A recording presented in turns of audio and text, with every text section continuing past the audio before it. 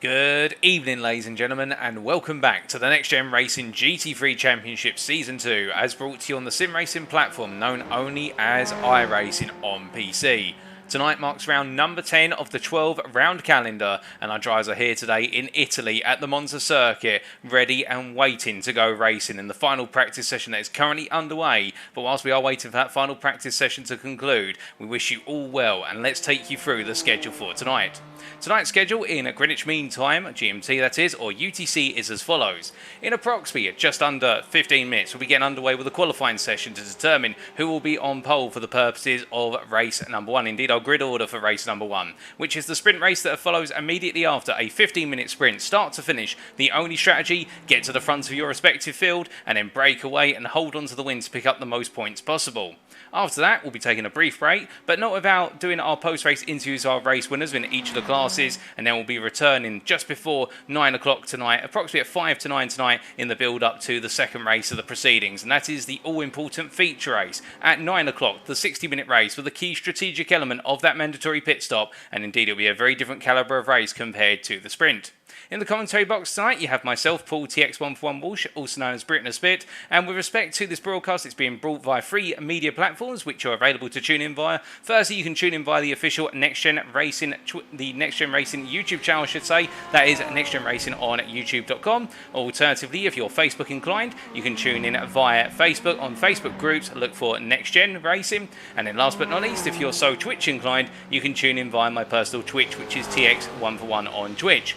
Now, of course, with it being a Thursday night, we are taking a look back at how Lobby 2 got on, the Coach Dave Academy Next Level Racing Lobby, as our Lobby 2 drivers took to the Monza circuit technically last night, but we have not seen the replay files that we're going to be loading and presenting to you today. So as a result, we're treating this as if it were the live broadcast itself. I, as your commentator, do not know who has won, who has had any incidents, or how everything has played out, so we're bringing you that raw live experience as best as we possibly can. But as I say, this lobby being sponsored by both Coach Dave Academy and Next Level Racing, without whom we'd not be able to bring you this lobby, and it's only appropriate that we now introduce our two senior and primary sponsors for Lobby 2. So we start off with Coach Dave Academy. Who are they? What do they stand for and what not? Well, Coach Dave Academy is the home of amateur and professional sim racers looking to up their game through coaching, setups and track maps. Whether you're looking to gain a 10th of a second, a whole second, alternatively just find a way to better tune the car in order to suit your driving style, or indeed look for some professional coaching to suit your driving style, then Coach Dave Academy is the place to go to. And whilst previously they used to focus primarily on a set of course of competition, and well, especially in 2021, towards the end of 2021, it is the case that Coach Dave Academy have gradually expanded out into the world of iRacing and are releasing setups for a number of classes, indeed providing coaching on the iRacing platform as well. So if you're interested, then I can definitely recommend taking a look at CoachDaveAcademy.com today for both paid and free support. That website again at CoachDaveAcademy.com, and it is the case that Coach Dave Academy, or CDA in short, contributing quite sizably to our prize pool for Lobby 2. Now we go from Coach Dave Academy to Next Level Racing, and Next Level Racing was founded in 2009 and is the world's leading simulation brand to date, revolutionising simulation with its industry-leading product range, and with a clear focus on innovation and quality to meet the demanding needs of sim racers. Next Level Racing's designs and technology shall take your sim racing experience to the next level. If you want to know more about their products, be sure to head to their official website, that is nextlevelracing.com today, for further information. That website again, nextlevelracing.com.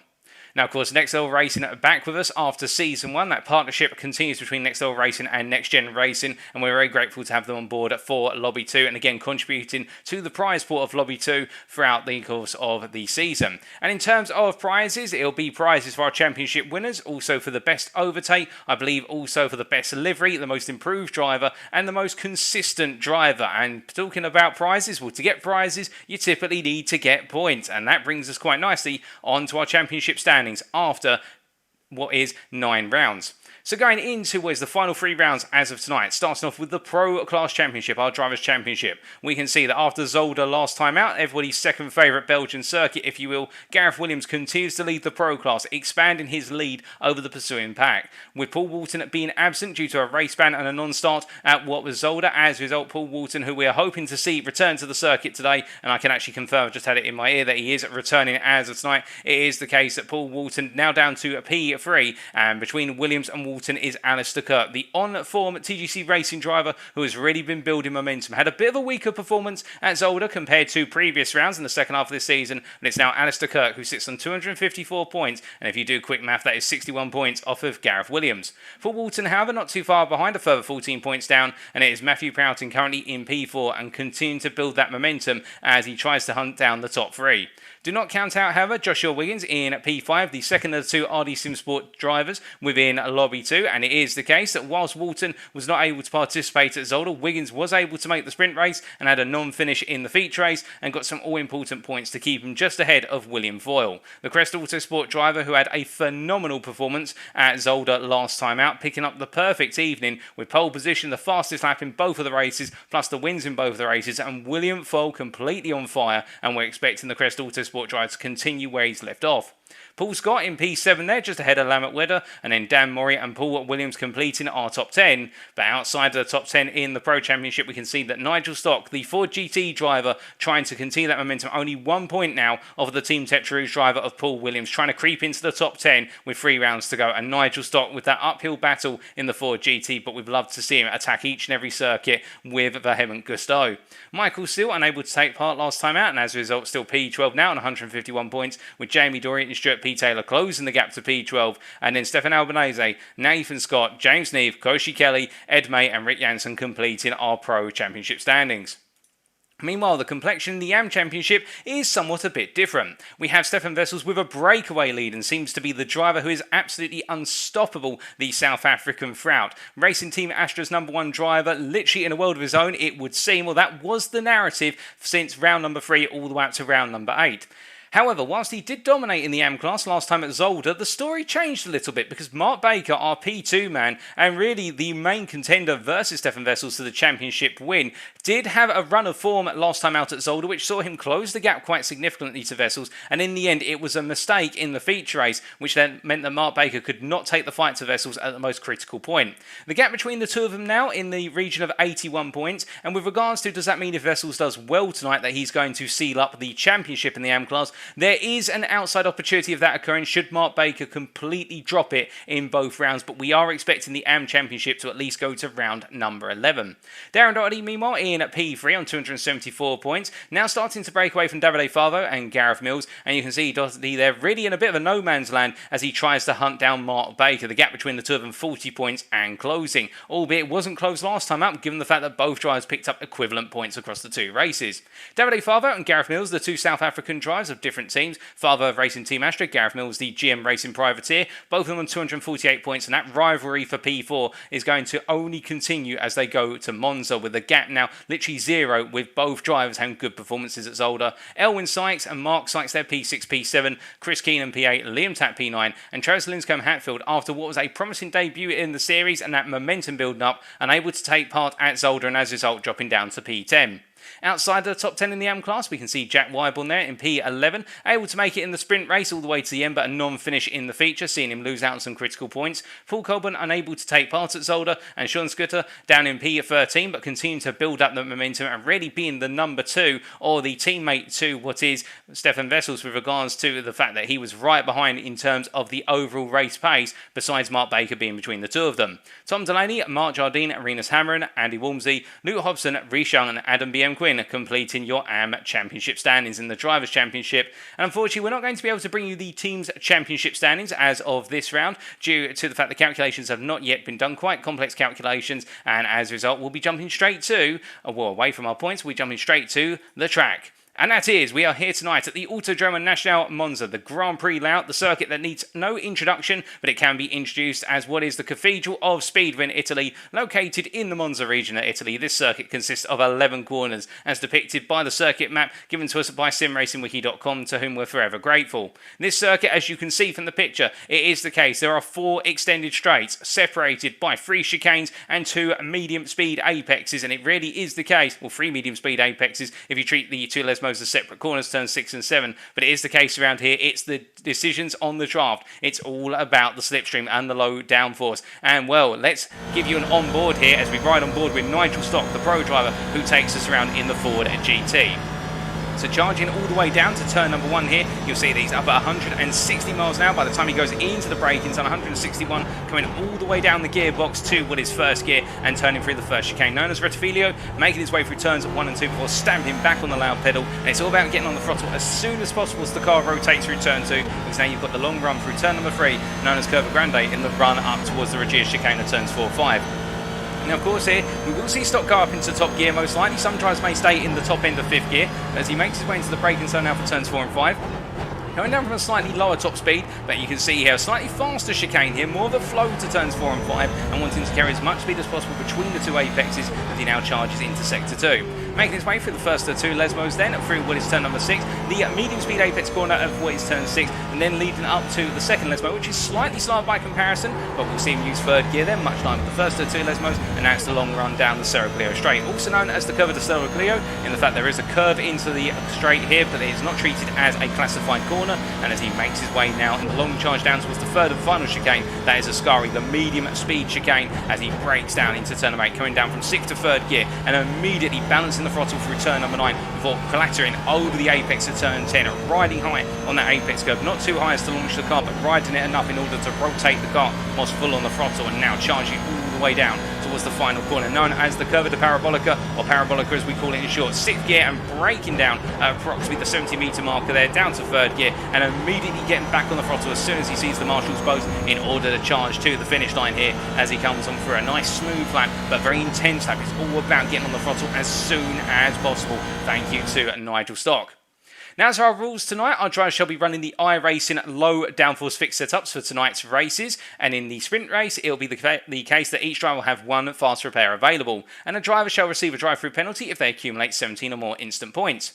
Meanwhile, in the feature race, the grid shall be set by reverse drivers' championship order based on the championship standings after the previous round, and on top of that, our grid will be separated into driver classes, with the classes starting approximately 1 second apart. So it means that the pros will start ahead of the AMs, and there will be a 1 second window between the 2 of them, and it will be the case whoever, in terms of joining the race round tonight, is the lowest win each of the respective classes, they will start at the front of each pack. So you can imagine at the back of the pro class will be our championship leader, what is Gareth Williams, and then it will be the case that he will essentially have his back to the lowest placed driver in the AM Championship who is joining into the round tonight. Our driver's starting fuel load shall be restricted to 70% for the start of the feature race, and this will trigger the mandatory pit stop where our drivers will need to take on fuel, but changing tyres is entirely optional. Now, each driver has 1 fast repair available, and the drivers shall be subject to a drive-through penalty if they accumulate 25 or more incident points. Well, I think that's enough about talking about the rules. What you're all here for, and indeed I'm here for, is the racing. And right now, as all of our drivers are getting themselves set, we can see the majority of our drivers, in fact, now in the pits. We do have 2 guest drivers join us tonight, and that is Adam Morgan. Many of you will know him as the Chichley Motorsport British Touring Car Championship driver. He's joined us for this round as a guest driver in the pro class, and we've also got NXTGEN Racing's own Lee Horn here as he makes his way through the opening chicane, join us in the pro class as a guest driver. Now, what does that mean in terms of guest drivers?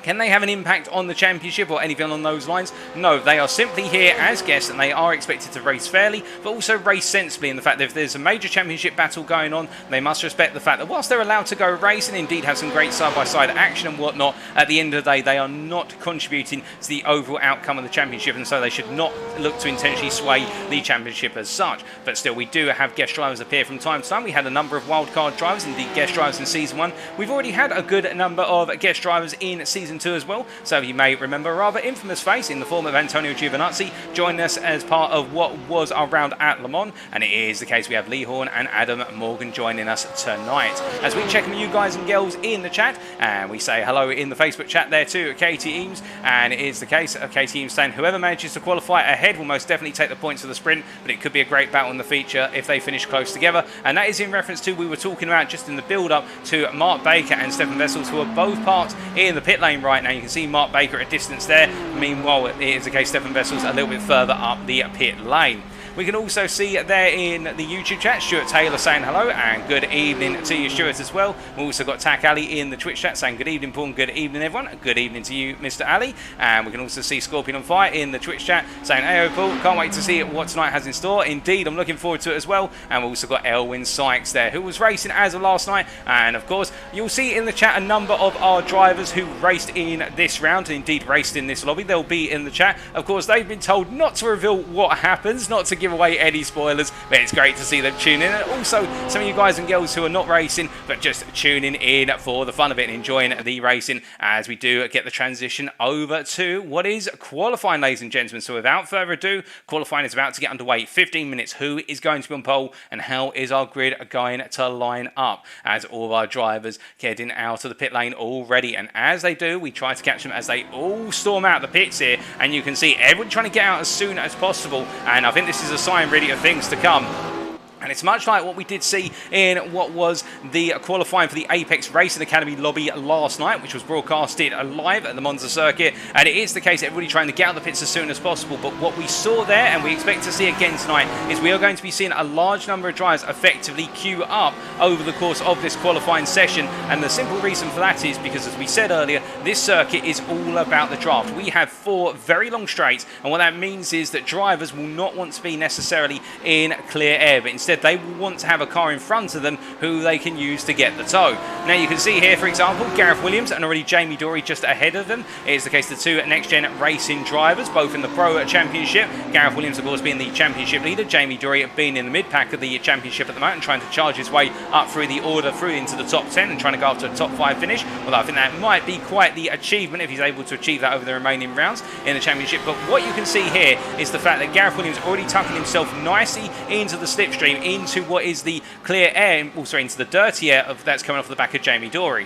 Now, what does this do? Why would you do it, essentially? Well, Jamie Doherty right now, you can imagine, to put it in layman's terms, is essentially driving through a wall of air. That is, he drives around the circuit, he's clearing that air out his way as the car drives through the air. What that means is he creates essentially what is a gap in the air. That's the best way to say it. And you can see that Gareth Williams behind is going to be tucked in behind Jamie Doherty in order to be able to capitalise. So Gareth Williams has to push through less of the air because some of it's been moved out the way. That means when he's going down the straight, he's effectively going to pick up what we call the tow or the slipstream, where he will gain overall lap time because he will be able to go 1 to 2 mile an hour faster than the shorter straights, and on the longer straights he will gain even more. And we are going to ride on board here with Gareth Williams to give you an idea exactly what it looks like on a slipstream lap. As you can see up ahead, Paul Walton there, I think, also offering slipstream, and it is the case. Well, it's going to be Gareth Williams is going to be getting quite an immediate slipstream effect off of Jamie Doherty, but then with Paul Walton ahead, who's actually gone a bit slowly there through what is the opening chicane, got it a little bit wrong, but now as they all make their way on out here, you can see the situation whereby I think Paul Walton having to lift off, but he was going to be getting a double tow there, Gareth Williams, but he's had to instead now opt to stay behind one of the 2 drivers as they make their way through Curva Grande, and this might be a bit of a compromised lap as they all tuck in together, but Paul Walton immediately lifted out, and we get to see again now, even with the single tow, just how Gareth Williams can make this work as he follows Jamie Doherty around. Now the difficulty with this is when he goes through a medium speed apex corner such as the Lesmos here, so going through turns 6 and 7, he's going to be feeling what we call the dirty air, which is essentially that air travelling off the back of Jamie Doherty's car, which means that effectively Gareth Williams will have a little bit less front end downforce, because remember, the way downforce works in the car is that you're trying to have the air push the car down onto the ground. The car's being pushed down as much as possible onto the ground, but when you lose some of that cooler air, which you'd have in clear air, as a result you lose that front end downforce, and we can see the car potentially understeer. But no such thing for Gareth Williams. He's taking this very nicely so far, and the lap times we saw in the Apex Racing Academy lobby, the fastest lap set by a pro drivers in lobby 1 were in the 46s. If we see some 46s tonight, those will be absolutely blistering laps. We'll have to wait and see. But again, as he makes his way now down the straight towards Parabolica, it is the same story as they make their way into the final corner, where Gareth Williams is able to use that distant tow. And the idea is he doesn't want to be too close, because he doesn't want to end up bunching up behind Jamie Doherty when he goes into the medium and slow speed sections of the circuit, such as the chicanes. He always wants to be approximately this 7 tenths to 3 tenths behind, and immediately you can see, in fact, Jamie Doherty there actually setting the faster lap, because both drivers being compromised to some extent, with Paul Walton having to back out through the chicane. But you can imagine what they're trying to do, and well, William Foal already nailing a good lap there, and I think having what was the run off of the back of Lee Horn as they made their way on down, and you can see now William Foal putting in a very nice lap. In fact, that was Paul Williams there who he used to the slipstream as they make their way on down into what is the first chicane once again. As they make their way on through now, we do look a little bit further around our order. We can see Mark Baker, the fastest man in the AM class so far here, and it is the case that Mark Baker, well, he's only with 600ths of a Lammet Wedder. But here is the big challenge as well with regards to this qualifying session. We talked about this in the Apex Racing Academy lobby, and we'll talk about it again now for the uninitiated. normally we've seen the form whereby you have the fastest drivers or the top drivers in the championships being up there at the front in terms of qualifying. So we'd expect that Gareth Williams is going to be close. Normally we'd expect that Gareth Williams is going to be right up there in qualifying in the Pro Class, and let's say Stephan Wessels is going to be right up there, and Mark Baker as well in the qualifying. However, with slipstream being such a huge contributing factor to lap time here in terms of the best overall lap time, we could see some drivers who do not normally do too well in qualifying because perhaps they struggle for overall pace. If they time their slipstream drafts well, and imagine if they can get into a double or even a triple toe down some of these straights with the drivers ahead of them, they may gain enough lap time to see themselves move right up there in terms of those qualifying times. And we did see that in the Apex Racing Academy lobby. We saw a couple of drivers who managed to essentially qualify out of their regular positions, and it gave them good starting positions for the sprint race, and we'll have to wait and see if that happens again. And we can see there Sean Scudder getting essentially the provisional pole for the AM class, and he's only what is the best part of half a tenth ahead of Mark Baker right now. But the Racing Team Astra driver, now let's give credit to him, to be fair, he has been showing very good pace over the last couple of rounds in qualifying. He really has become the number 2 in terms of qualifying, taking that fight to Mark Baker and also making sure to be right there with Stephan Wessels. Wessels, to be fair, has been really pushing hard enough to challenge the overall pole position, and we may see that again from the Racing Team Astra driver today. But Scudder has been really closing up in terms of the qualifying times to Mark Baker, and right now to be up there is an achievement as the Racing Team Astra driver makes his way around on an outlap. As we say hello to Alistair Kirk in the YouTube chat and also to Stephan Wessels in the YouTube chat, as we can see them just joining us. And meanwhile, the Ford GT Nigel Stock, which we had the pleasure of riding on board with only moments ago in the reference lap, you can see as he makes his way for a Ascari that goes a little bit deep through the second part of Ascari, through turn number 9. The car understeering a little bit wide, and that's one of the difficulties of this Ford GT. It's a very heavy car for a mid-engine rear-wheel drive car, and it looks quite bulky. As you can see it make its way down towards Parabolica behind the GM racing machine of what is Gareth Mills, the AM driver. And as they come on through Parabolica here, it is the case that right now I think Nigel Stock just having to balance the car and doing everything he can in order to get things right. As we also say hello in the YouTube chat there to Sean Scudder as he joins us. Indeed, we are only looking at him moments ago as he took what was that provisional and pole, but we still do have the best part of 8 minutes of this qualifying session to go. Plenty of time, and anything can happen as our drivers make their way around right now. Now, some of the big surprises so far, I would have to say, are the fact that Matthew Prowting has yet to set a lap time, but I think he's about to change that complexion as he comes across the line, as he makes his way on through the BMW M4 driver. What's he going to achieve here? And it is provisional P4, and that looked to be without a toe, a 47.487. Now, you may be wondering as well at this point, will some drivers decide not to qualify with the slipstream? Well, you can see Matthew Prowting has just managed to achieve that as Paul Walton goes provisional at P2, and what is the Lamborghini Huracan there, and Alistair Kirk setting the provisional pole now overall and in the Pro Class as well, and Walton and Kirk separated by only 0.02 of a second. Now, some drivers may choose to put in qualifying laps where they've got that clear air initially. So let's say for the opening half of the session, they may put in 3-4 fast laps, so that's what they'll target in order to just get a good qualifying lap. And that's what we call the banker lap, effectively, where a driver will want to do a good lap under their own steam. They'll have a target time. They'll know they can go faster if they get the slipstream over the entirety of the lap, but they will not want to be in that situation where they comprise themselves and literally depend on the slipstream.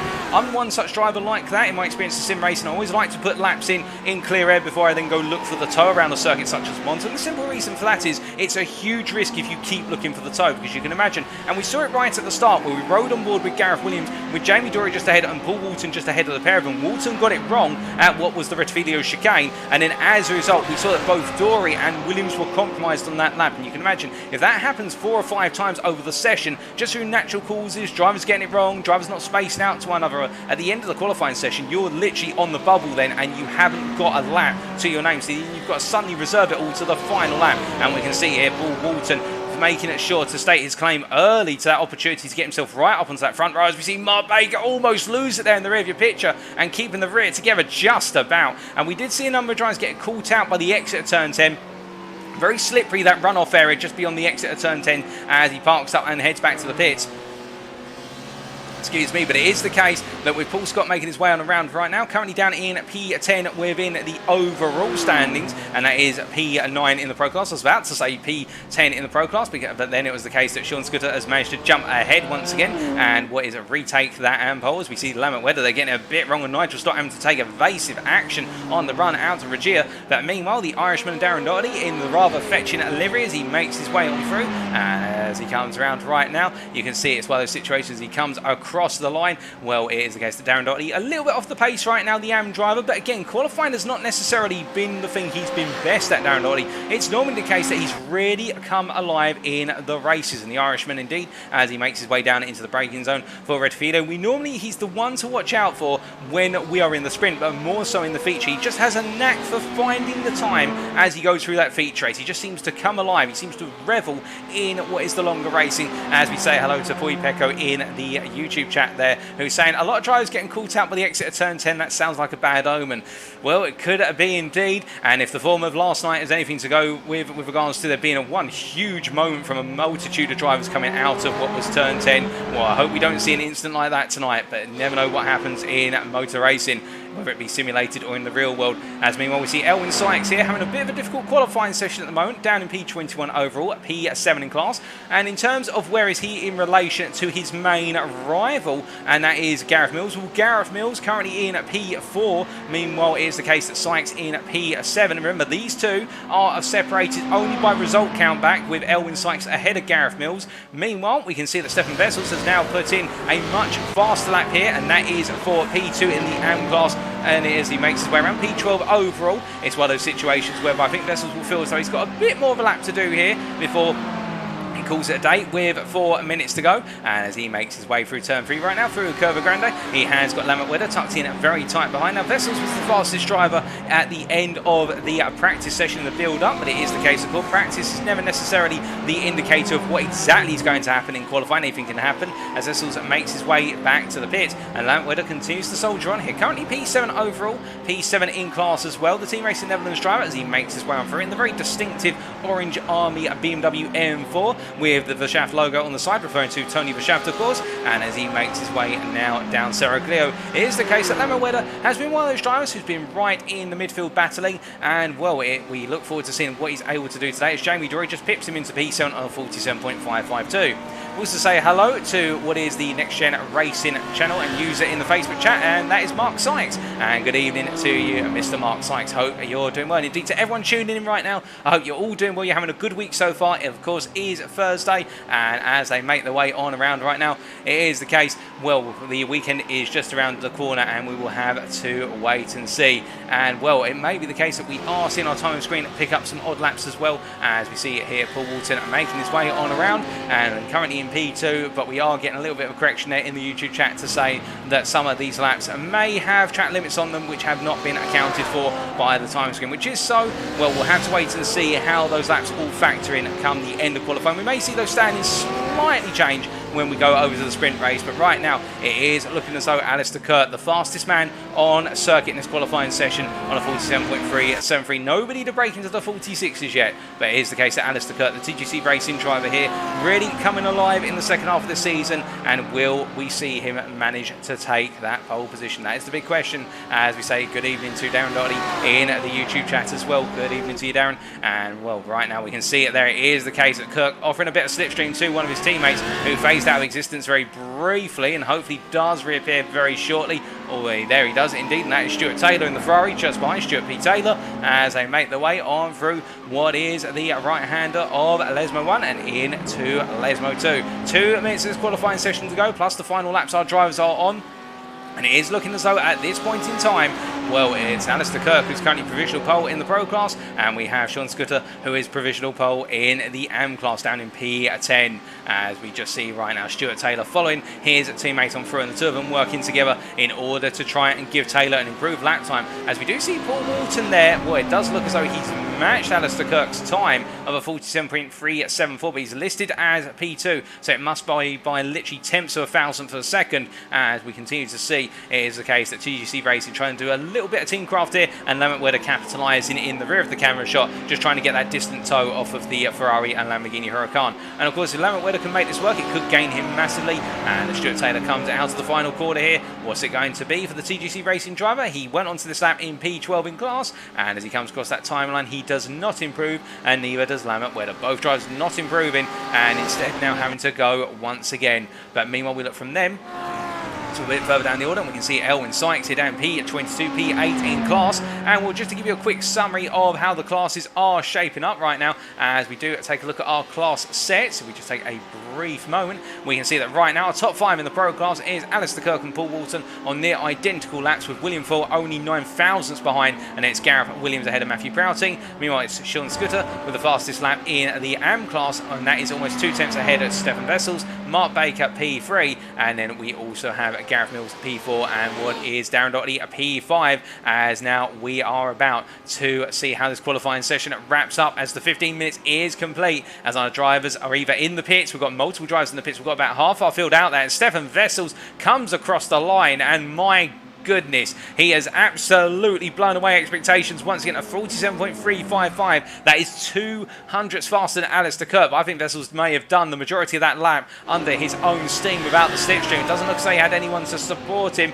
but now we've got everybody coming on through to complete their final qualifying laps here, and we can see Lee Horn, also Nigel Stock improving, Paul Walton not improving, and now a bit further back there I think we have Sean Scooter coming across the line. Can he potentially take that pole position back off Stephan Wessels? No, he cannot, and we have not got too many more coming on through. We do have what is Stuart Taylor here making his way on through us. We see Jamie Dory moving out the way, but I think Jamie Dory was parking up there to just offer a little bit of tow to Gareth Williams as they make the way in the long journey down towards Parabolica. But you can see how Jamie Dory offering that tow, and as they make the way into the final corner, it's such a long run. It doesn't look like it, but it really is. And as they make the way through Parabolica right now, you can see I think Stuart Taylor just back in the car off a little bit, in fact going very slowly. But what about Gareth Williams? Will Jamie Dory be able to help him move up off of what is the 3rd row of the grid as they come across that timeline? It is not an improvement from Gareth Williams.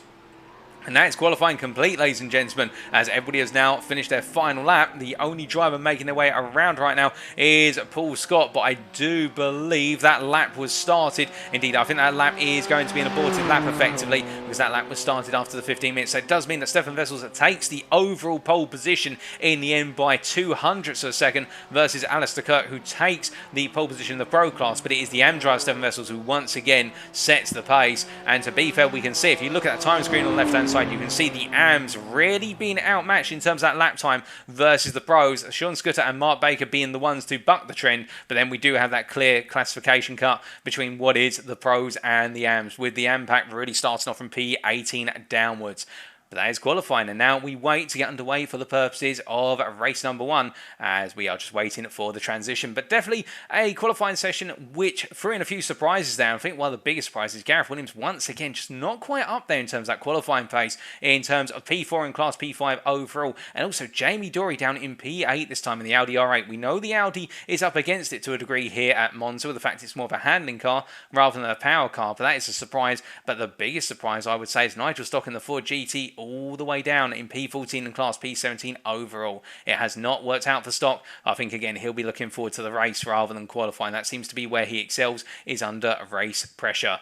But we are now waiting for that grid to transition over, and any moment it should finally make that transition. Well, I hope so. And there we go. There's the transition, and let's bring you that all-important grid, ladies and gentlemen. So in qualifying, it was Stephan Wessels who in the end took pole position by what was a margin of, when we can see the lap time's been updated, pole position by a gap of 4 hundredths of a second versus Alistair Kirk, who took the pole position in the pro class, but it was the AM driver who took the overall pole. William Full and Gareth Williams alongside one another on the 2nd row, with Matthew Prowting and Paul Walton on row at number 3, while time screen having been updated to take away the disallowed laps. Adam Morgan and Jamie Dory on row at number 4, Lee Horn and Paul Scott on row number 5, then Lambert Wedder and Sean Scooter on row at number 6, Sean Scooter being at P2 in the AM class in the qualifying session.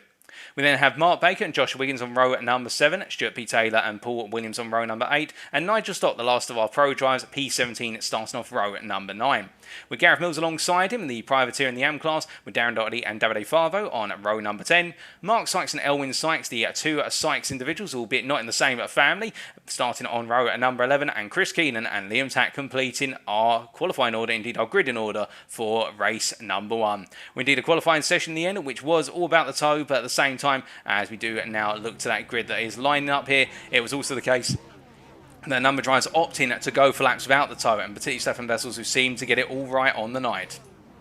As we are waiting now for the race to get underway, I think it is the case that everybody will be itching to go, and the big question will be at turn 1, Monza, one long run to a heavy braking zone. Can everybody navigate it safely? We saw everybody made it through the opening 2 chicanes safely in the Apex Racing Academy lobby last night. They set the standard for the clean run through the opening sector at least. Will we see the same tonight? We should see the same tonight, of course. Our drivers have all been briefed and whatnot, and they're all professional sim racers in their own right. Indeed, some of these drivers, of course, professional real-world racers as well. And we've got Adam Morgan, for example, and also know Mark Baker races in some series as well.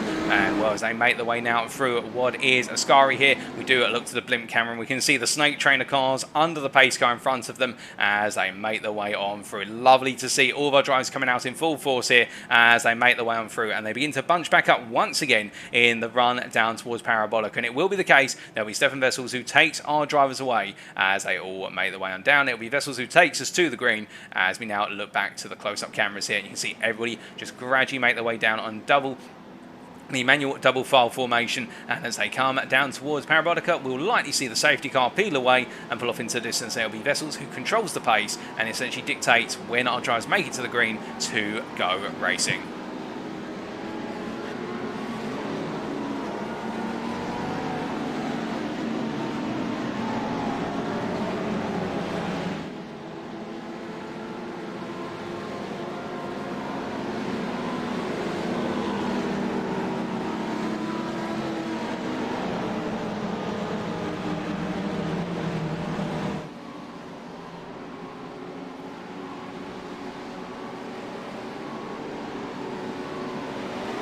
And it's a lights out and away we go for race number 1 in the Coach Dave Academy Next Level Racing lobby as all of our drivers charge down towards turn 1. You can see that Stephan Wessels has got a good start. He goes defensive versus Alistair Kirk, and we've already had one car into the wall as it comes back across the circuit. And I believe that was Jamie Doherty in contact there with Mark Baker, whose race is intact. We know if that's, sorry, that's Lee Horn involved in the incident, and we've got Mark Baker and also Nigel Stock involved in that, and we can see Paul Williams as well. Multiple drivers involved in that incident straight away. But meanwhile, Paul Walton, who has cut across the course, I believe, into turn 1, he now loses the lead of the race here, and it's Alistair Kirk who now leads as a result as they come charging down towards turns 4 5. They come into Regia. We can see Matthew Prowting battling with what is Stephan Wessels as they make their way through. Adam Morgan being sandwiched up onto the apex curve there. At turn number 4 as we see Stephan Wessels spins. Now, whether that was contact or he got it wrong on the exit, we won't be able to come back fully. Unfortunately, we don't have the ability to look at replays, but the favourite driver in the AM class has had a disastrous start to this race after a brilliant qualifying session. And as we look back towards the front right now, well, Alistair Kirk is as he was and means to proceed to continue, but William Fold has come up right behind him. And meanwhile, we've got Adam Morgan,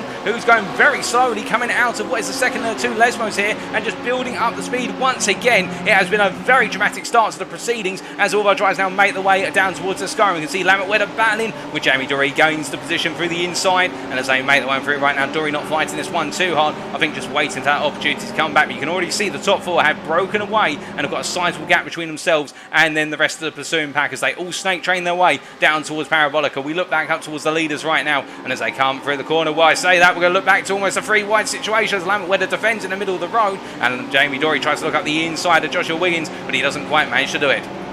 So after one lap, it is Alistair Kirk who leads as he goes underneath the gantry, with William Fold just behind in P2, then Gareth Williams P3, then Matthew Prowting in P4, falling back a little bit, and then it's Lambert Wedder P5, being chased very heavily here by Josh Wiggins as they make their way down towards turn number 1. You can see Wedder defends the inside, Wiggins cuts the outside with the overspeed and the push, 991, and as they make their way under braking, will Wiggins have the confidence to go all the way round? He's able to do it, he's got his nose fully in, there's a tap between them and Wedder, but Wedder in the end is able to bring the car back together, and you can see that Jamie Doherty now gains the position as a result of the contact as they make their way now through Curva Grande. So it's the case, Doherty up in position, Wedder drops one down into P7, Paul Scott in P8 giving pursuit, Paul Walton P9 with a difficult start there, having to lift off in order to slow down because of the cut the course, and as they make their way down towards what is into the Regia chicane here, you can see Doherty having to defend versus Wedder, Scott defending versus Walton, and then Adam Morgan coming back here very, very quickly. That's our top 10, and it is Sean Scudder who's currently in P11, leader of the AM drivers here, in a very unusual position to see somebody other than Stephan Stephan Wessels leading right now, but the racing team Astra driver will try and bring this one home, but he's got Gareth Mills mounting that pressure here, and the GM Racing driver I think would love for an opportunity in order to be able to take the lead of the class as they make the way down towards Ascari. You can see Paul Walton, however, trying to make the move now round the outside of Paul Scott here in the long run down. He'll have the overspeed in Lamborghini Huracan. We know how fast that Huracan is on a straight line. He cuts back to the inside, having got ahead to defend. He makes Paul Scott go on the wide, and as they make the way through Ascari, it is the case that Paul Walton gains the place up into P8 and now charging on through and chasing afterwards Lambert Wedder for the next position as they make the way down towards Parabolica. And you can see how Joshua Wiggins already at the head of this pack, weaving a little bit there to try and break some of the tow very subtly as they all come on through to complete what for them is lap number 2 as they make the way through Parabolica curve. Meanwhile, a bit further back, we can see Mark Sykes here trading places with Stephan Wessels, and it's the case the Next Gen Racing Orange driver trying to bring the car home and just keep it nice and sensible here. Currently running in P6. He'll be happy with those good points, but meanwhile, all the way out the front, we can see as Stuart Taylor comes out the pits and moves out the way. It's William Full versus Alistair Kirk. It's going to be Alistair Kirk on the outside with William Full coming blazing on in on the inside there and getting it done under braking. But now it's the drag race where we've got two cars with the same engine within them, both powered by, of course, the Audi 5.2 litre naturally aspirated V10 engine. And as they make their way through Curva Grande, it is William Full who is ahead as they make their way through the right-hander and now up towards the braking zone for Regia. Now, what will William Full do? Will he defend? No, he doesn't. He leaves the door open for Alistair Kirk, who says, I'll take that back, thank you very much. I'm not going to fall behind. And as they make their way on through and now charge up towards the first of the two Lesmos here, you can see a little bit further back how Josh Wiggins still holding on to that position in what is P5 as they all make their way down towards the Lesmos themselves. And Adam Morgan, who we ride on board with right at the back of this Bro pack, our top 10, all of them overall being the Bros. And as they make their way on through right now, Adam Morgan with that very difficult start here, trying to hunt down what is Paul Scott and just trying to enjoy the racing as he goes, as he tries to hunt the BMW M4. But we know that M4 quite strong in terms of acceleration, albeit it starts to hit a bit of a wall now in 6th gear, given the fact he's had that extra weight added to the rear of the car. But the Porsche 991 and not a fast car in the straight lines, it's all about the handling of this car. And as he makes his way down to Ascari, this is where he'll want to close up as much as possible. As we see there, Paul Scott going very high in the apex of turn 8, losing the rear of the car. Now it looks like Paul Walton's got it very wrong, and he just brings the car back together as they make their way back up to C. You can see Paul Scott there tucking in behind Walton, trying to get a bit of a tow, and now Adam Morgan doing the same as they make their way down towards the braking zone here for what is Parabolica. And as they make their way in, Walton's going to defend it, but he can't quite, and he has to back out. In fact, as meanwhile a little bit further back, well, we did briefly see a 3-wide moment. I think all of our drivers further back in the M-Class have settled things down as they make their way through Parabolica, and Stephan Wessels is now closed up in the hunt for what is the top 5 here. He's in P5 right now. He was knocked about at the start of this race, but he's not out of it yet. He is hunting this down with feverish endeavour as he makes his way across that timeline, and I believe that is Stuart Taylor into the pits. He is a lap down, and I think they might be boxing the car. But meanwhile, Adam Morgan looks to move up the inside here versus Paul Scott. Paul Scott not fighting it too hard. He's conscious of the fact they don't want to lose the toe of the guys in front. And meanwhile, Joshua Wiggins has lost the position to Jamie Doherty, and Lambert Wedder trying to get into the mix here as they make their way through Curva Grande. They come roaring on through. Now, what can Wedder do? What can Wiggins do? Jamie Dory's not going to let this go. He's going to put himself right in the middle of the road, be an inconvenience here, make it near impossible to overtake on the inside unless you fully compromise your line. And what I think it is the case that Dory right now really just trying to hold on to that P5 and run away with things if he can get Wiggins and Wedder to battle one another. But I think the two of them don't want to battle. They in turn want to be in those positions whereby they can hunt down the top 4 with Dory as they make their way through the first of the 2 Lesmos and up into Lesmo 2. Now as they come through, meanwhile we look back up towards our leaders right now, and we can see that Alistair Kirk leading, but not by much, with William Full continuing that pursuit. But we saw earlier how William Full did get ahead in the run down towards turn 1, but then Kirk came back into the second chicane. And as they make their way through Ascari this time, not even half the race completed so far. It is the case, a bit of an interesting dynamic developing between these drivers right now. It does look as though the top 4 are just as mindful about running this race and being selfish in a way and making sure that the battle for the lead only stays with the top 4 rather than fighting too hard. And the one to watch out for right now is Matthew Prowting, the Eclipse Racing driver here, as he makes his way through Parabolica. And those wondering, by the way, we were getting it wrong every time that it was part of RP Motorsports. He is Eclipse Racing rather than RP Motorsports. We have that corrected. It is the case that the Britain just watching and wary as they make their way across that timeline here and going on to lap number 5. I think it could be the case that he may be looking to go for a move quite late on this session, as meanwhile William Full once again, much like only a couple of laps ago, going for that move on the inside versus Kirk. But it is the case, Kirk not fighting this one too hard, instead tucking back in, and William Full, the Crystal Autosport driver, taking the lead of this race at the moment. But for how long, as we pass the halfway mark and we have still got half the race distance to go. Approximately 7.5 minutes plus the final lap. Our drivers are on when the clock strikes 15 minutes.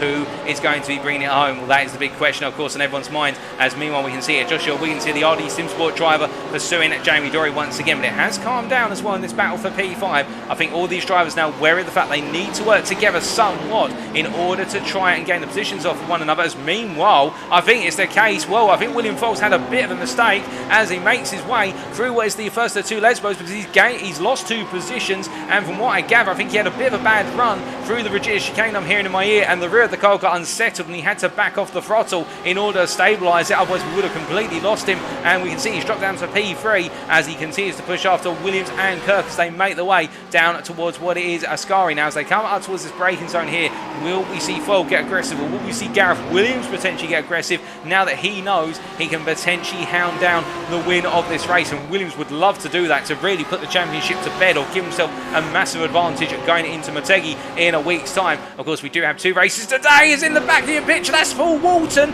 We said about drivers getting it wrong at turn 10 on the exit, and Paul Walton has had a major moment and he's had to jump to the pits. My goodness, as if bad omens come true. And it is the case that for Paul Walton, well, you've got to feel from him, it just does not seem to go right at the moment. But I'm sure Walton will just take the breather to settle down and be back in the feature, because that looked to be an absolutely horrendous moment. But at least he's got the car back to the pits. As meanwhile, we look a bit further up front and we can see here that Joshua Wiggins trying to now make up the lost ground as he goes hunting versus Dory. Dory defends in the middle of the road.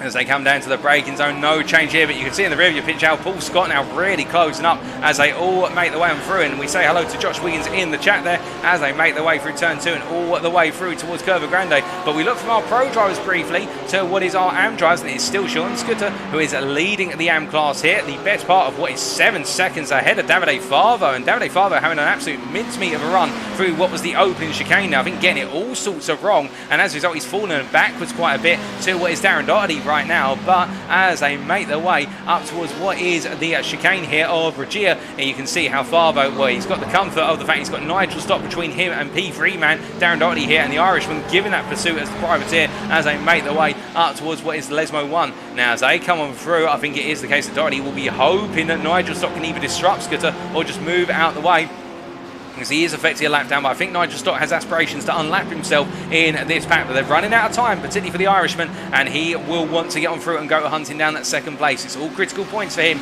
in that pursuit of P2 in the AM Championship. And you can see now Mark Sykes looking for the mover. He's going very quick, is Mark Sykes, as they make their way down. They're going to be 2 by 2 in the run down towards Ascari. It's Doherty defends the inside. In fact, he backs out in the end, and Mark Sykes gains the position for P3 in class as they make their way through the chicane and now head down towards Parabolica. But Mark Sykes really enjoying this. I mean, to be fair, we've had quite a disruption in terms of the start of the race, but when others have incidents, it's the case that some of the lesser noticed drivers come on through, and Mike Sykes in particular right now really pushing onwards and trying to get that pressure onto Davide Favo with only approximately 3 laps to go come the next lap. And well, the Next Gen Racing Orange driver here see a return to the podium after what was a brilliant start to his season in the fact that he pulled off a fantastic result at Daytona. But will we see Sykes now come back on through as they have the long run down here towards turn number 1, and as they come through, we ride on board here with the Englishman putting that pressure on the South African, and you can see Favo putting the car right in the middle of the road but giving Sykes just enough room. Then in the end he does move to the right with Sykes not there, and Sykes goes very deep on the brakes, and as he just about stops the car,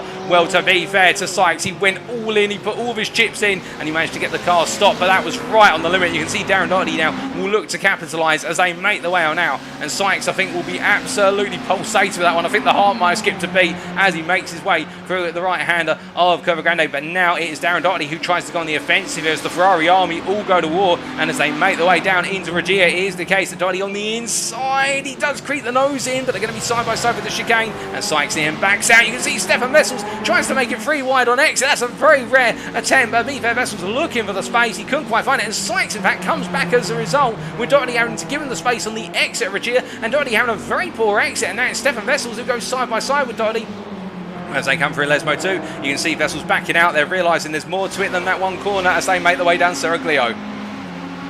But as they make the way down the corners, you can see a bit further back, meanwhile, it is the case that Liam Tack chasing after Chris Keenan as they make the way down Circular and up towards Ascari here. And we haven't really talked about Liam Tack or Chris Keenan over the course of proceedings so far. Battling right now for P6 in the AM class as they make the way down towards Ascari. And with 2 laps to go, including this lap, we do believe, perhaps even a 3rd lap in there, we can see it's the case the Britain giving that pursuit of Chris Keenan. But both drivers right now, I think, just enjoying what is this opportunity to go racing once again. Great rivals on track and great friends off circuit. But now we look back up towards the leaders and we can see here how Alistair Kirk and Gareth Williams have made the breakaway from Prowting and Foyle, who I'm hearing in my ear were battling quite hard, and they continue to do so here. You can see Prowting defending versus Foyle into turn 1 in order to try and hold on to the final step of the pro podium. It's been a while since he's been on that podium, to be fair. He will want to be back up there because you do get the free virtual champagne. And as they make the way coming out of turn 2 and in towards Curva Grande, you can see how Jamie Doherty has broken away from the pursuing pack, and it's Josh Wiggins right now who tries to hold off Lamont Wedder and Adam Morgan as Paul Scott also gets into the mix from behind. And you can see Wedder here looking on the inside as they make the way down into Regia, and I think Wedder trying to make it a 2-for-1 special. There's a bit of contact and Wiggins is forced off the track there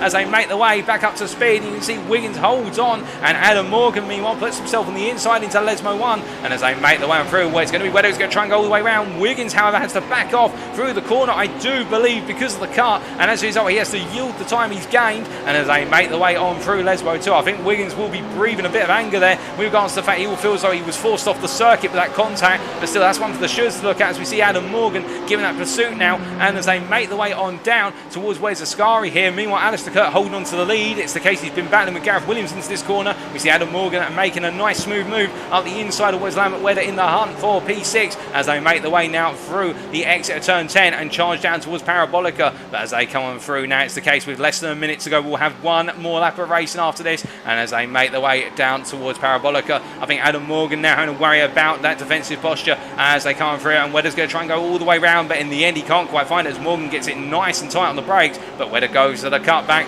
as they make the way around, and it is the case that Adam Morgan gets the better run initially, but now they've got a long run. But speaking of a long run, it is a long way. 1 lap of Monza awaits, and it is the case that Alistair Kirk leads right now. And as they come down into the braking zone for turn number 1, you can see Alistair Kirk, he's got himself nicely ahead here, safely ahead as they come on through. Meanwhile, Lambert Wedder versus Adam Morgan. Here's the case, Morgan on the inside versus Lambert Wedder on the outside, and Wedder cuts back in here, falls back into formation as they make the way on through and charge up towards Curva Grande. Now this is where, if Adam Morgan can hold on to this position come the end of the Regia chicane, he should be able to open up a bit of a gap for the run down Cerro Cleo, because the Porsche is the strongest car we typically see running through the 2 of the Lesmos. And as he makes his way on down, you can see how Morgan nice and safe ahead right now with Lambert Wedder behind.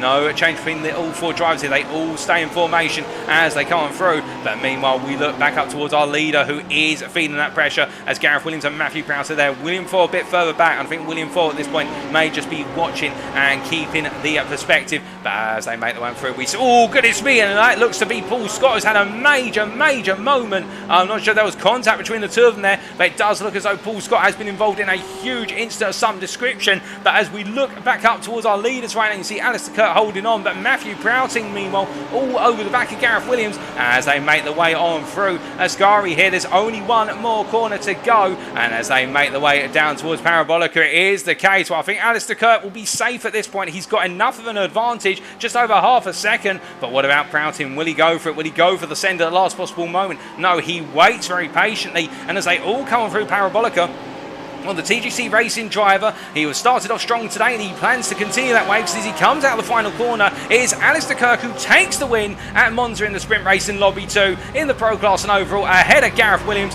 Matthew Prowting P3, William Foyle P4, and then Jamie Doherty finishes P5 ahead of Adam Morgan, Joshua Wiggins P7, and it is Lambert Wedder P8. Meanwhile, in the AM class, we have a new winner in town. That is Sean Scudder, who comes home P9 overall, the South African driver taking the win in the AM class ahead of Davide Favo, who as he makes his way to the finish line, a brilliant drive from Favo to pick up a P2, and Stephan Wessels in the end concludes his recovery and gets back onto the podium. It is Racing Team Astra all over the podium for what is the AM class. Darren Doherty Doherty P4 in the AM class, and Mark Sykes who are P5. He'll be very pleased with that one. Paul Scott in the end P14 overall, Chris Keenan P15, P6 in the AM class, and it's Liam Tack, Gareth Mills, Elwin Sykes who makes his way right now through the final corner to come home in what will be a P9 in the AM class, P18 overall for him as he makes his way on through. As he comes charging on down, it is then Mark Baker who, after that very, very difficult start, comes home P19. He will be ruining what was a missed opportunity because of the contact, and it'll be Paul Williams who will be the last of our drivers to finish on the lead lap as we see the Team Tetra Rouge driver making his way through. Where's Ascari right now? Not quite a lap down here, and he's just making his way on home in P20 overall. That is P10 in class. Nigel Stott being the first of our lap drivers to finish a lap down in P21, P11 in class. And we had the retirements, also Lee Horn finishing a lap down, and we had the retirements of Paul Walton and Stuart Taylor due to damage picked up on their cars. Stuart Taylor picking up damage at the start of the race and not able to get it fully repaired.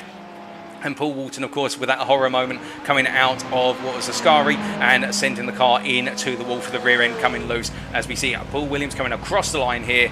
Great race from all of our drivers, and indeed from our winners. It is going to be very interesting to hear from them, from both Alistair Kirk and also Sean Scudder. We'll hear from them very shortly, ladies and gentlemen. So without further ado, we'll be right back in approximately 3 to 4 minutes for our post-race interviews with our class winners. Don't go anywhere, you won't want to miss them.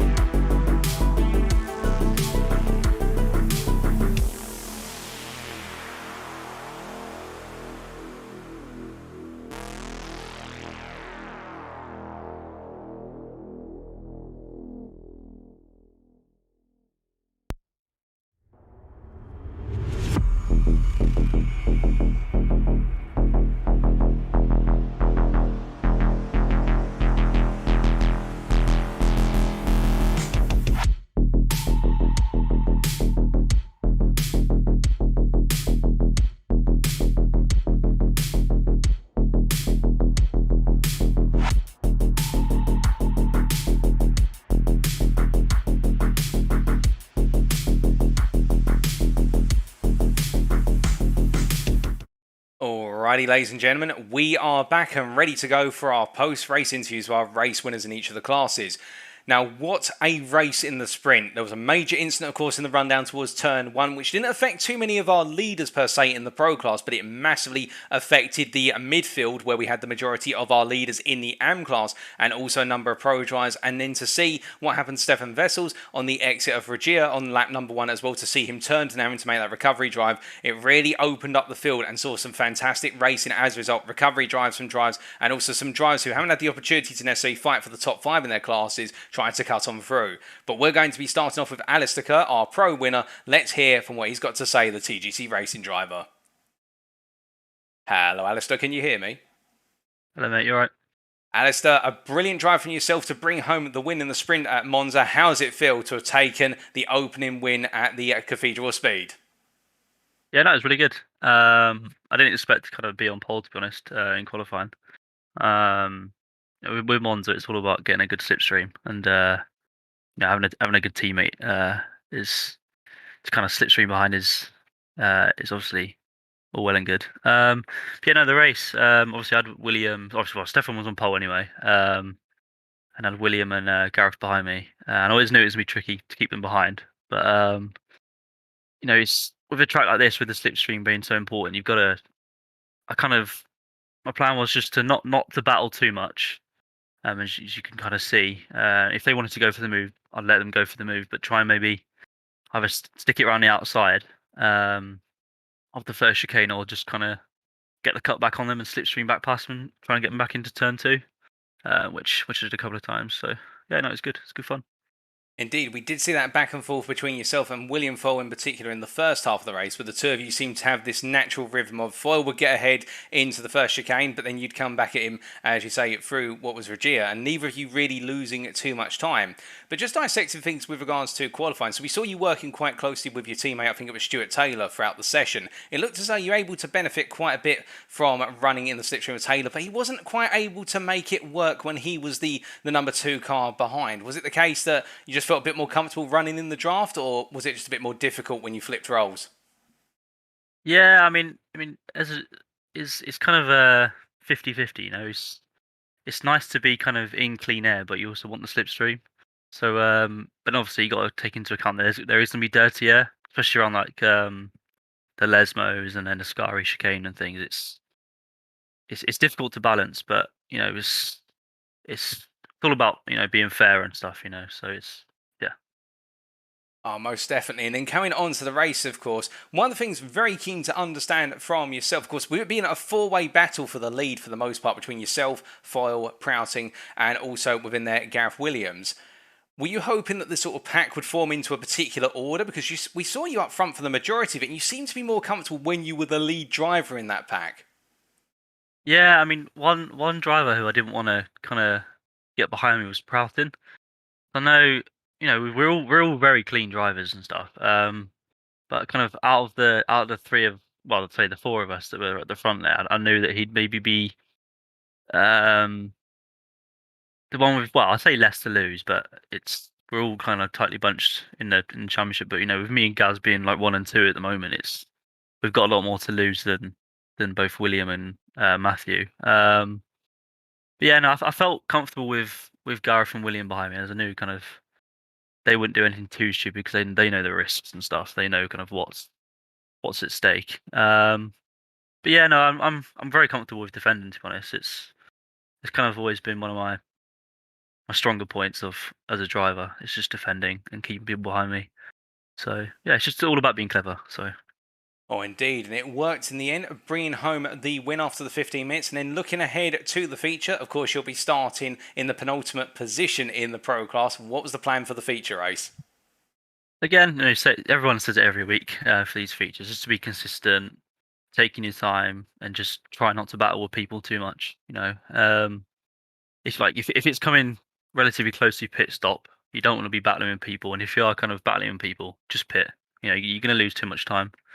And yeah, just keeping clean and not getting damage to the car is obviously massive at any track, especially at a track like this where you're gonna, if you mess your rear or your front up, you're gonna aero loss and you're gonna lose straight line speed. So yeah.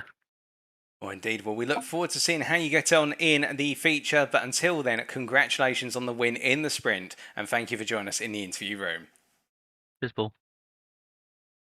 So here and there from Alistair Kirk, and some quite profound words there, and I do like that observation he was saying about when it was the four of them, Prowting, Foyle and Williams and Kirk all together, how he wanted to be at the front and particularly not have Prowting behind him but have Williams and Foyle behind. Now, I should clarify, ladies and gentlemen, that is not to discredit Prowting's racing ability, but the logic Kirk was explaining there is essentially with Kirk and Williams being P2 and P1 in the championship, and then Foyle very quickly rising up the championship, and really it was the case that Prowting in that midfield field in the Pro Championship, but chasing after the top 5 and placing well in the top 5.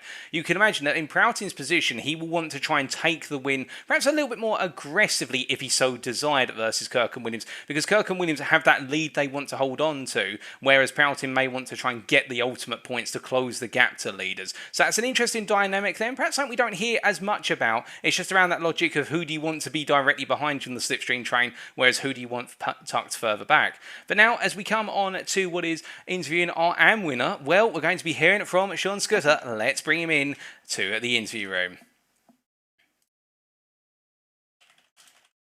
As we just bring him on in now. Hello, Sean, can you hear me?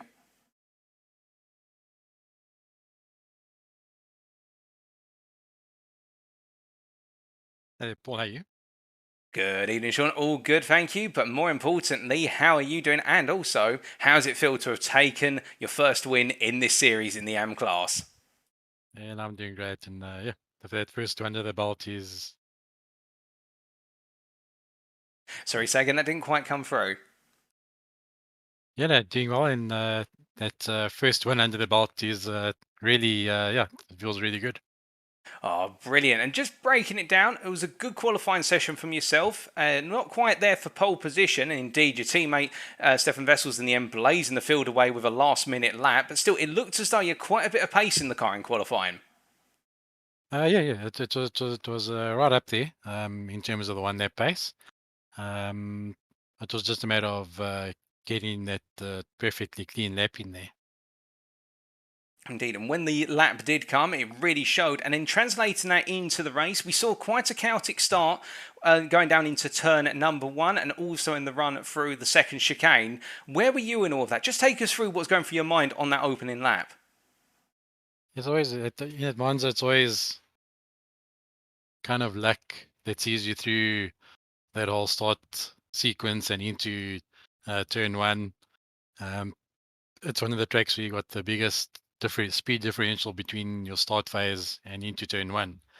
So it's either a little bit of drifting from the drivers that's going to get you on the way into turn 1, or it's the concertina effect that's going to get you as everybody comes down to take the first turn.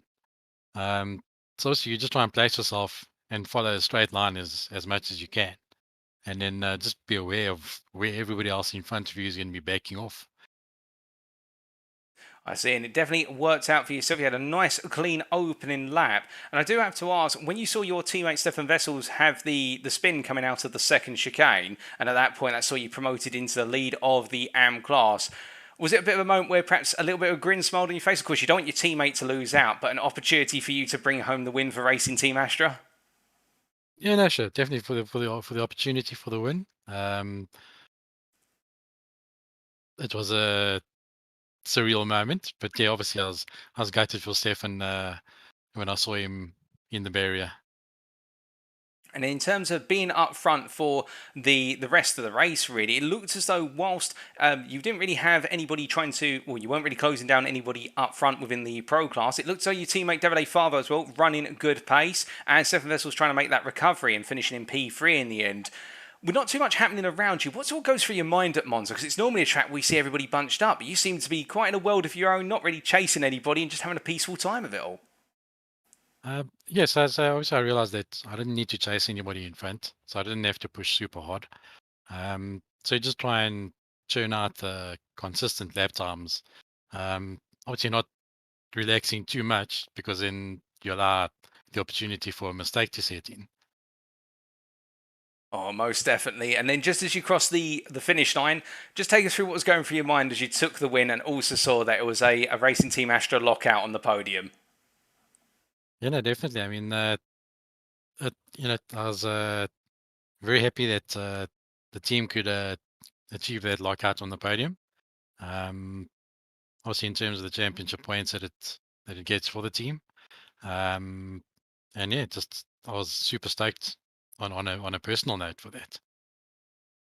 Oh, well, that's brilliant to hear. Now, looking ahead to the feature, of course, you'll be starting quite a way into the midfield, trying to chase after, of course, the top 5 in the AM class. What were your thoughts going into the feature race? Yes, again, especially for the for the feature race, you want to keep your car as undamaged as possible for the start of the race, because obviously any damage that you pick up is going to affect not only your speed at this track, but also the amount of tire wear that you get later on in the stint. So yeah, just keeping everything nice and composed at the start again. Try and give whoever is around you as much space as possible, and just try and read the drivers around your mind, just so that you can try and preemptively move out of any danger spots.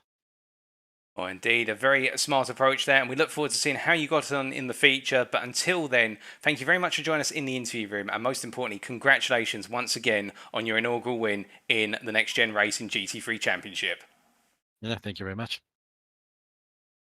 So hearing there from Sean Scooter, very happy with his performance in what was the sprint race, indeed picking up that major result, which was the win, and that's going to propel his championship quite a way going into what is the remaining rounds of this season. But before we can get onto the remaining rounds, we need to look at our feature race. So we'll be back very shortly, ladies and gentlemen, with the build up to the feature race. We'll be back in approximately 3 to 4 minutes time. Don't go anywhere, you won't want to miss it.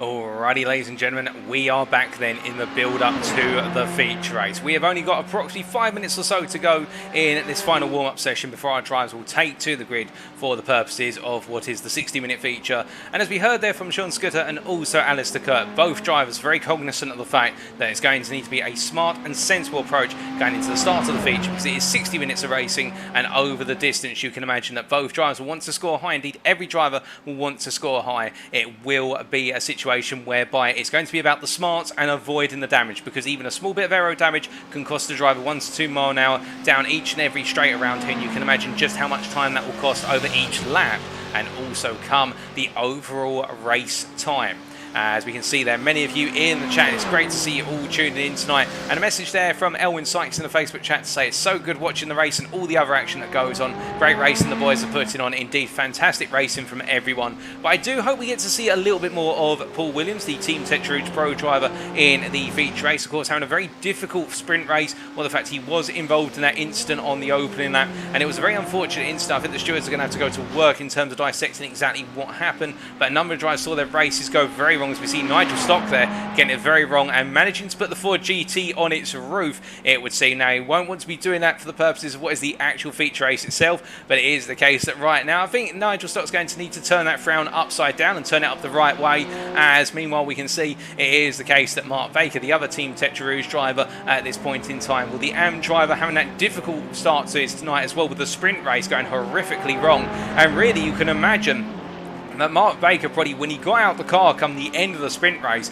and looked at the result standings, and probably heard from what was his crew chief to say that Stephan Wessels had had an absolute nightmare opening lap and had to turn it into a recovery race. I think Baker probably might have had just a few swear words with regards to the fact that he could have potentially seized a critical win, which would have really swung the championship back to him. Not completely, but it would have enabled him to gain some critical momentum. And now really it is do or die for Baker in this feature race, because if he doesn't pull off a strong result in this feature, what it will effectively mean, it's effectively a crowning ceremony come round number 11 from Stephan Wessels, because he will then have enough results on board, even with the drop score, to very comfortably take the championship in round number 11. But we'll have to wait and see. We do know one thing about Mark Baker, a very resilient driver. We saw it in season 1, we've already seen it multiple times this season in season 2, where he has a way to dig those results from the grave. He brings them out from nowhere. Will we see it again as he makes his way on through? But some other drivers as well who we didn't really talk too much about, but it is the case they could be looking to try and come on back here in what is the feature race as well. We do have Stuart Taylor with a dismal sprint race in the end, with damage to the car, just seeing him come into the pits, then go back out. But TGC Racing decided to box the car in the end due to engine issues by the sounds of things, or at least major damage to the car. And now as he makes his way around in this one, they've got the car fixed. It is the case the Pro Class driver will take to the circuit once again as he makes his way down across that timeline. But as I say, whilst it says there we've got approximately 6 minutes to go in this final warm-up session, I do suspect it's going to be a little bit less than those 6 minutes. We'll have to wait and see as he makes his way on down into the opening chicane. Now, what can we expect in general, looking away from individual drivers such as Gareth Williams here, what can we expect in general from what is the feature? Well, we saw last time in the Apex Race Academy, so last night in particular, how the race was all about trying to stay clear of trouble. At the start, there were major incidents, particularly a huge multi-car collision coming down the Seraglio, where we saw Billy Fletcher in particular lose the rear end of the car, and then multiple other drivers as well get it wrong of their own volition, and 2 incidents stacked on top of one another to create a third set of incidents. But you can imagine, if everybody's able to navigate the opening laps without issue, then it is all about managing that strategy and doing as much fuel saving as possible in the pack. We saw how strong the fuel saving was with Matt Caruana picking off a huge result for fuel saving. Now we transition over to the gridding procedure for the purposes of what is this feature race, and let's see how all of our drivers are going to navigate what is going to be perhaps the most strategic style of race in terms of managing the car from start to finish. Now, we can't bring you the grid listing, unfortunately, due to what is a technical limitation with the replay files, but what we can see there, it is Stuart Taylor who starts us off on pole position in the Pro Class, I should say, with what is Nigel Stock alongside him. So it'll be Stuart Taylor who gets our drivers underway in the Pro Class, and then as we look a little bit further back there, and we just try to dissect who is going to be right at the head of the AM class. I do very much believe, unless I'm mistaken, well, that is Davide Favo there, but I do believe he's actually, no, it's not Davide Favo, my sincere apologies. Well, that's Sean Scudder towards the front of it, and I think in fact that is going to be Sean Scudder, who will take our drivers away at the head of what is the AM class. But as all our drivers line up now, the grid is set, the grid procedures are already complete, and it is going to be the case that as we look back towards the front, and we'll see that pace car pull away very shortly, it will be our driver of what is Stuart Taylor who gets us underway behind the safety car. And well, we have been validated there. Sean Scudder, who starts on pole for the AM class, William Tack alongside him, and Scudder, of course, having joined the series late, will now have another major opportunity to get a huge result as all of our drivers pull away and make the way around behind the safety car. Now as they make the way through this time, we're right on board briefly with Gareth Williams here, who has a lot to lose in terms of this race. And for those wondering, by the way, where do we place Lee Horn and Adam Morgan, our two pro guests? Well, they're going to be starting down in what is P11 and P12. They start at the back of the pro class because they are guests. They do start behind the class they're racing within. They start at the back of it, and that is out of fairness and respect to all of our entrants who are competing in the championship. It's the idea that Lee Horn and Adam Morgan will try to gain places over the course of the race, but again, they have been given the stipulations with regards to have fun, but at the same time, don't take it too aggressively as they make the way down towards Parabolic. All of our drivers now, and as they do come on down, really, you can see right at the back there, you've got Mark Baker on the left-hand side, Stephan Wessels on the right, camouflaged in behind what is the machinery there of what is Gareth Mills, but both drivers eager to go racing. But right now we look back up to the front, and it is Stuart Taylor who takes us away to the green for the commencement of the feature race.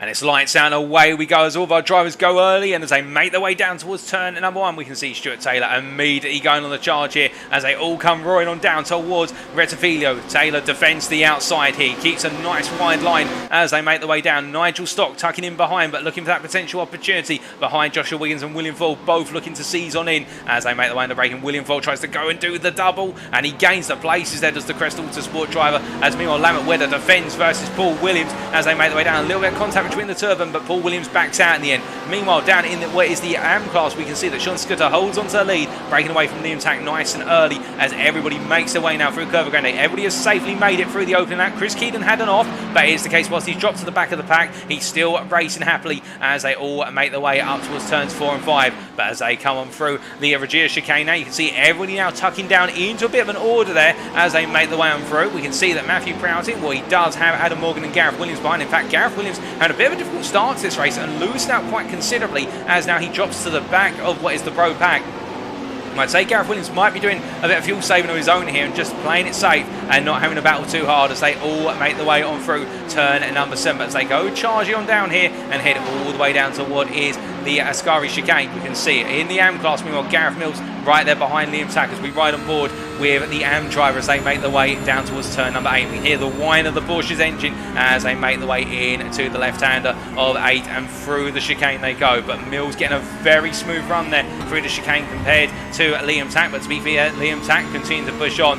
No change between these guys right now, but one driver who is looking for a move is Josh Wiggins as he goes up the inside of Nigel Stock here, and I think it's going to be a change of position, albeit it's going to be the Porsche, which is perhaps the slowest car on the straights, versus the Ford GT, which is the behemoth on the straights by comparison as they come across the line and go on to lap number 2. So after the opening lap, as he disappears out of existence briefly, it's Stuart Taylor, followed by what is William Foyle in P2. As we can see here, Foyle looking for the move in the run down towards turn number 1. That being due to latency, the disappearing, but Foyle goes up for the inside, and he looks to go all the way round and through turn 2, but Stuart Taylor keeps the car firmly there. They're side by side, but there's a little bit of contact, and Stuart Taylor immediately moves out the way to avoid any further contact and damage to the car. Meanwhile, Josh Wiggins got the move done in the background for P3. The Briton, the RD Simsport driver, continuing on as they make their way through Curva Grande and go charging up towards what is now the Regia chicane as they come in towards that braking zone. It is the case that our top 4 are all going to tuck on in, and much like in the sprint race, we can see our top 4 already forming into a sequence here, as meanwhile behind him P5, Lambert Wedder continues to give pursuit, and then we've got Paul Scott P6, and then behind him Alistair Kirk here making his way as we see a flash of lights there from Matthew Prowting battling with Adam Morgan. Now I'm not sure if these two have had a bit of contact, so it's the case that Prouting's trying to give a message to say he's not going to battle it, but regardless, both drivers making their way on through and safely making their way through as they come through at Lesmo number 2 and head on towards Cerro Galera as Paul Williams in P10 with Gareth Williams just behind him in P11 as they come on down, and it's Lee Horn, the last of our Pro Class drivers, as they make their way down the straight. And then we've got Sean Scudder, who's leading the AM Class P13 still as he makes his way on down, but you can see in the back of your picture there Darren Doherty and Gareth Mills fighting. Gareth Mills defending versus the Irishman in the battle for P3 in the AM Class, P15 overall, and it is the case that Gareth Mills will really want these points with Davide Favo only at 1 place behind Doherty as they make their way down towards Parabolica, and Davide Favo right now really trying to get a move on here and hunt down what is that opportunity to take on his championship rival for that P3 position as they, that P4 position I should say. Doherty in that P3 position, but they'd love to beat Doherty of course, and as they make their way through Parabolica right now, we are in some connectivity issues for Alistair Kirk. That's why he keeps jumping up and down our timing screen. Meanwhile, Stephan Wessels gets his way past Chris Keenan in the run through Parabolica, and as a result gains another place as he continues to move up.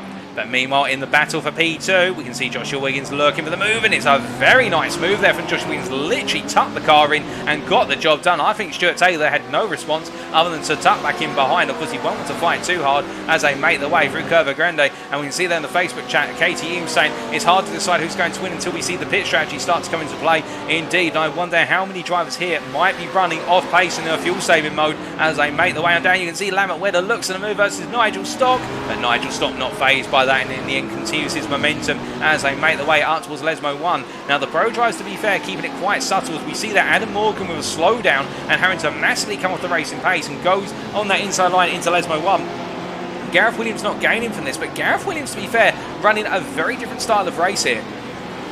Normally we see Gareth Williams, who starts from the back of course because he's our Pro Class leader, we normally see him try to move his way up to at least the midfield of the Pro Class, and then he seems to go into that fuel saving strategy mode, whereas now Gareth Williams really just not progressing too far here, and instead just tucking in and running the slipstream. You can see Adam Morgan looking for that move versus Paul Williams, but he's not able to find it. But as they make their way on through this time for a Sky, I think Gareth Williams here is deploying as much fuel saving as he can. I think he's going to try and go for the mother of all undercuts here in order to try and get things done, or overcuts on the fuel saving. We will have to wait to see. It'll probably be a massive overcut if he's going to go for it. But meanwhile, speaking of going for moves, we can see that Adam Morgan battling with Paul Williams as they come down to Parabolica, and it is the case of Chitty Motorsport driver going for the move on the inside and getting it done as they make their way out of Parabolica and go charging on down towards turn number 1 once again as Alistair Kirk continues to phase in and out of existence there. I think those technical issues, hopefully they will go to a bed at some point due to latency issues. That's why he keeps appearing and disappearing, to explain internet connectivity for that in layman's terms.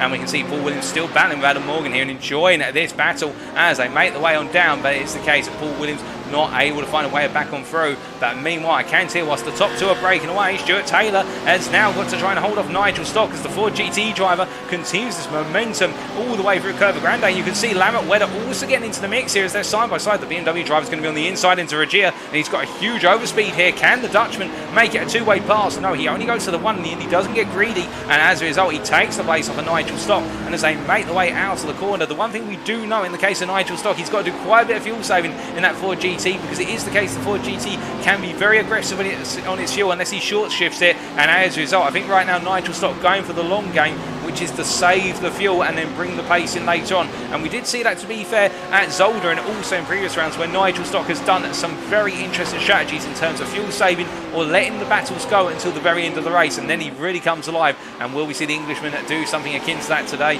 as he makes his way down into turn number 8, rip-roaring on through, and of course his livery being a throwback to the Ford Mondeos that competed in BTCC back at the end of the 90s and the early noughties as he makes his way down towards Parabolica. Meanwhile, just a bit further back, you can see Alistair Kirk here being pushed along by Matthew Prowting. I think Prowting, in fact, going for the return move as we see Nigel Stock defending ahead of this pack as he defends versus what is there.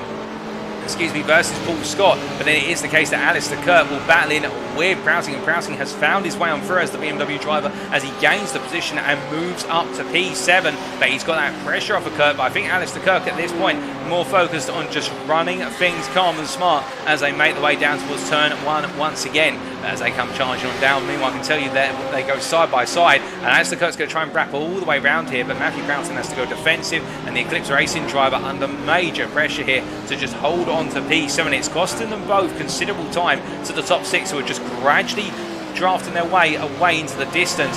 Meanwhile, speaking about battling, I can tell you that Davide Favo right now all over the back of Gareth Mills and really trying to put that pressure on, but he's up onto that gravel on the exit of turn number 2, and as he makes his way on through right now, it's going to be a major opportunity for Mark Baker to potentially go on the offensive here, and Mark Baker will want a huge result. He will not want to be tucked in behind. He will want to gain as much as possible, as we see Darren Doherty as well, as we see the 4 Ferrari drivers all coming down heavy under braking. We really do have a lot of Ferraris towards the second half of the field, and you can see it is the case that Favo under pressure, and Baker gets it wrong as he comes across the circuit. Stephan Wessels has to take evasive action in order to avoid hitting Mark Baker. It is the case that Regia seems to be cursed for the South African driver. That's the second time that corner has caught him out almost, but that time it wasn't through his own mistake. That was him having to take evasive action to avoid hitting the rear of Mark Baker, and Baker is now struggling. I think there might be a pickup on those left side tyres, and as he makes his way down Circulero right now, it's the case that Baker, it's all being undone after a good start to this race, and I think now he's got to be worried about Wessels trying to cut his way on through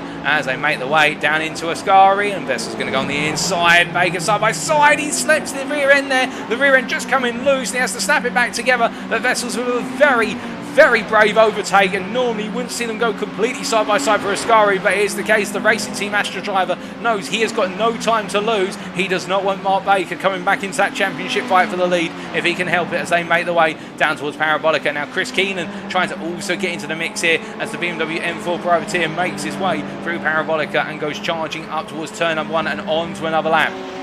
Well, we look from them to the battle for P3 overall and P3 in the Pro Class. We see Paul Scott just getting past Lambert Weather there, and it is the case that Paul Scott, the next gen racing driver, having had a very quiet opening of race in terms of the sprint, and he normally does have a habit of making his sprint races quite quiet, and it's the case in the feature race here. He's really coming alive, and it's something to shout home about as he makes his way through Curva Grande. He's up into P3 with Josh Wiggins in 2.2 seconds up the road, almost 2.2 seconds, he's about 2 seconds at the moment up the road, and it's the case that Wiggins 2.3 seconds off the back of William Four, our race leader. But Paul Scott, they're going a little bit wide on the exit of Regia, and as they come down to the braking zone for the Lesmo 1, you can see how Scott holding on and Matthew Prowting side by side with Nigel Stott, and Nigel Stott trying to go the long way round here versus the Britons as they come into Lesmo 2. And they go side by side through the quarter where it's only really one wide, and there's a bit of contact between the two of them, and they both keep it together, but you can see it's getting a little bit feisty between Prowting and Scott, as we got Alistair Kirk and also Adam Morgan tucking behind. It's 2x2, hurrah, hurrah, as they come down towards Ascari. How is it all going to end? Well, Nigel Stock's to the inside, and Adam Morgan is going to try and come through. Prowting and Stock go side by side through Ascari here. This is incredible stuff, and it's absolutely butt clenching, I can imagine, in Stock's car right now, but it is the case that Prowting gains the position, and Nigel Stock, whilst he loses out, you've got to admit, ladies and gentlemen, that is bravery right there from Nigel Stock to try and go side by side through the entirety of Ascari. And whilst he has lost out to Adam Morgan, credit to his craft in managing that for GT, because my goodness, as we see now behind Stuart Taylor and Alistair Kirk swapping places here, and it's Stuart Taylor is just ahead, but we continue to watch the battle for P5 as they go on to lap number 7, and as they come charging on down the straight here, you can see Nigel Stott, the beast, is unleashed in the form of that V6 3.5 litre Ford engine as they make the way down to the braking zone, and it is Adam Morgan who defends and takes the position off of what is Matthew Prowting. There's a tap on the rear of Adam Morgan. I think that's Prowting trying to say to him, can you politely get a move on please, because I've got a very angry Ford GT trying to come back on through. But as they make the way through Curva Grande right now through turn 3, you can see that Prowting is looking very vulnerable as they make the way through the right hander, and as they come charging up towards what is Regia at this point, it's going to be the situation where I think for Prowting, does he go defensive? No, he just simply stays on the racing iron and Stock stays with him. But this battle in between these guys is causing them to fall away from the battle for P3 between Wedder and Scott as they all make their way through. But you can see in the rear of your picture, you'll notice that Paul Williams and Sean Scooter are also closing up to this now. They're only 1 second off, down in P12 and P13 respectively. And that's how much time the battling can cost drivers in terms of the fact they're battling for all these corners, and as they do so, they just lose that overall time. But remember, the drivers at the back of this field, particularly in the back of this pack, I should say, such as Lee Horn, they may be doing some extra fuel saving in order to essentially gain in the pit window and cause an undercut or a massive overcut. We'll have to wait and see who is going to go for what in terms of those strategies, because the strategy is going to be so important at this point in time as they make the way on through. But meanwhile, Zolder tries to come rip-roaring on down towards Parabolica once again. We look up towards the battle for P3, and we can see here it's the case Lambert Weather having to go defensive on the inside versus Paul Scott on the outside. The next-gen racing machine backing off there as they make their way through the corner. But we are right on board here with Paul Scott as he tries to get all the momentum he can in the swing out of Parabolica and head down towards turn number 1. And you can see how close he is, but he's caught up a little bit too early. So as a result, it becomes more of a drag race as they make the way down the straight. Now you can see just a bit of Lambert Weather's car on the right-hand side. We're going to stay on board here to give you an idea of what it's like in the battle on the brakes, but as they make the way down into the braking zone, you can see Wedder with a contact there as they made the way in under braking, and Paul Scott is sent gallivanting over the bump, and my goodness, the car control from Paul Scott to bring that car back under control. He was squeezed by the looks of things by Lambert Wedder to a degree, but to be fair, I can understand what Wedder was trying to do, trying to squeeze into the minimum amount of room, but I think it was a bit too much of a squeeze, and I think Paul Scott's heart right now is absolutely racing. To be fair, he's gained the place, but I do think there's going to be a slowdown involved in that after jumping over what was the bump there and missing the bollards as well, the concrete bollards, and as he makes his way now coming up towards what is turn at number 6, you can see Paul Scott I think now having to lift off here as they make the way for the first of the two Lesbos, and well, my goodness, both drivers there getting away with murder effectively. That could have gone so horrifically wrong if it had turned out any other way, and we can see now that Paul Scott, oh goodness me, and this is, well, I think this is a little bit inappropriate. I'm very sorry to see this, ladies and gentlemen. But it does look as though the two drivers had another bit of a coming together. You can see Lambert Wedder there not happy now with how this is all brewing up, and there's some contact between the two of them. Well, that is, I think the stewards are going to be having a very long sit down with both drivers there with regards to what happened between the two of them. But Lambert Wedder now in P3 and Paul Scott's race, well, into the wall there. But it's definitely the case, a bit of bad blood between the two drivers, and well, that's something we do not like to see. We may have liked to have seen it in the days of, say, BTCC with Plato and Matt Neal, but it's not something we encourage here. And meanwhile, it's going from what is talking about touring car exploits of the past to a touring car driver now. We can see Adam Morgan here giving that pursuit of Matthew Prowting as they make the way out of the final corner. Both of them gaining that place with what has happened between Scott and Wedder. But now we focus on the here and now. Paul Scott has jumped to the pits to do repair work on the car if they are able to get that car fixed. And as they make the way down towards turn and one, you see Adam Morgan here trying to find his way on past, but Matthew Prowting going very late on the brakes. And as they make the way on through, you can see how Matthew Prowting really wanting to hold that position versus Adam Morgan. I think he's worried that if Adam Morgan gets ahead, Morgan will not be passable again. Morgan might disappear off into the distance, and really right now I think Prowting wants to try and control that perspective. As meanwhile, Stephan Wessels makes the pass on his teammate Davide Favo up into P4 in the AM class here, P15 overall, as they make the way on down and up towards Curva Grande. And we see Liam Tack there, or where's Tack Ali in the Twitch chat talking about what happened between Wedder and Scott. Completely agree with you, Tack Ali, but the racing does carry on, and we can see it right now. Liam Tack currently in P3 in the AM class here, and he's got Stephan Wessels coming up his inside, and Wessels going quite late on the brakes, but I think feeling confident, get done. There's a little bit of contact there between the two of them. Well, Wessels getting knocked a little bit wide, but I think that's going to be one of those ones which the stewards will take a look at and about, because they think going too wide for that chicane is always very difficult. And I think it may just be the case it was a slight misjudgment from both drivers about how much room they had to give one another. But you can see how Darren Doherty now coming on through with that contact there, and there may be some aero damage to what is Liam Tack's car. He may also be trying to back off to let Wessels back on through, but to be fair, Wessels is a bit further back as they make the way on down. But that little bit of contact there I think can be forgiven between the two drivers as they make the way down towards Ascari, and as they make the way into the braking zone, you can see Tack there on the inside trying to get back past Darren Doherty, but can't find the way on through as they make the way now on through the sequence of corners known as what is turns 8 through to 10 and go charging down towards Parabolica.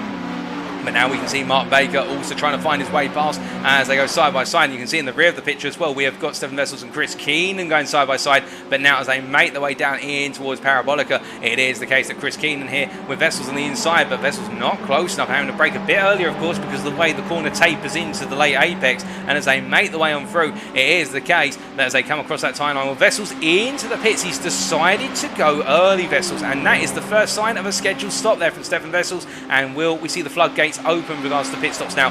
Pitting 16.5 minutes in, that's probably the earliest you can go. I think Wessels will have done a lot of fuel saving in order to be able to come in that early with that level of confidence. As we see meanwhile Mark Baker, his championship rival, up into P14, P4 in class, and as they make the way out of 2 and up into 3, Baker doing everything he needs to right now in order to hunt down Davide Favo, who is only 1 second up the road.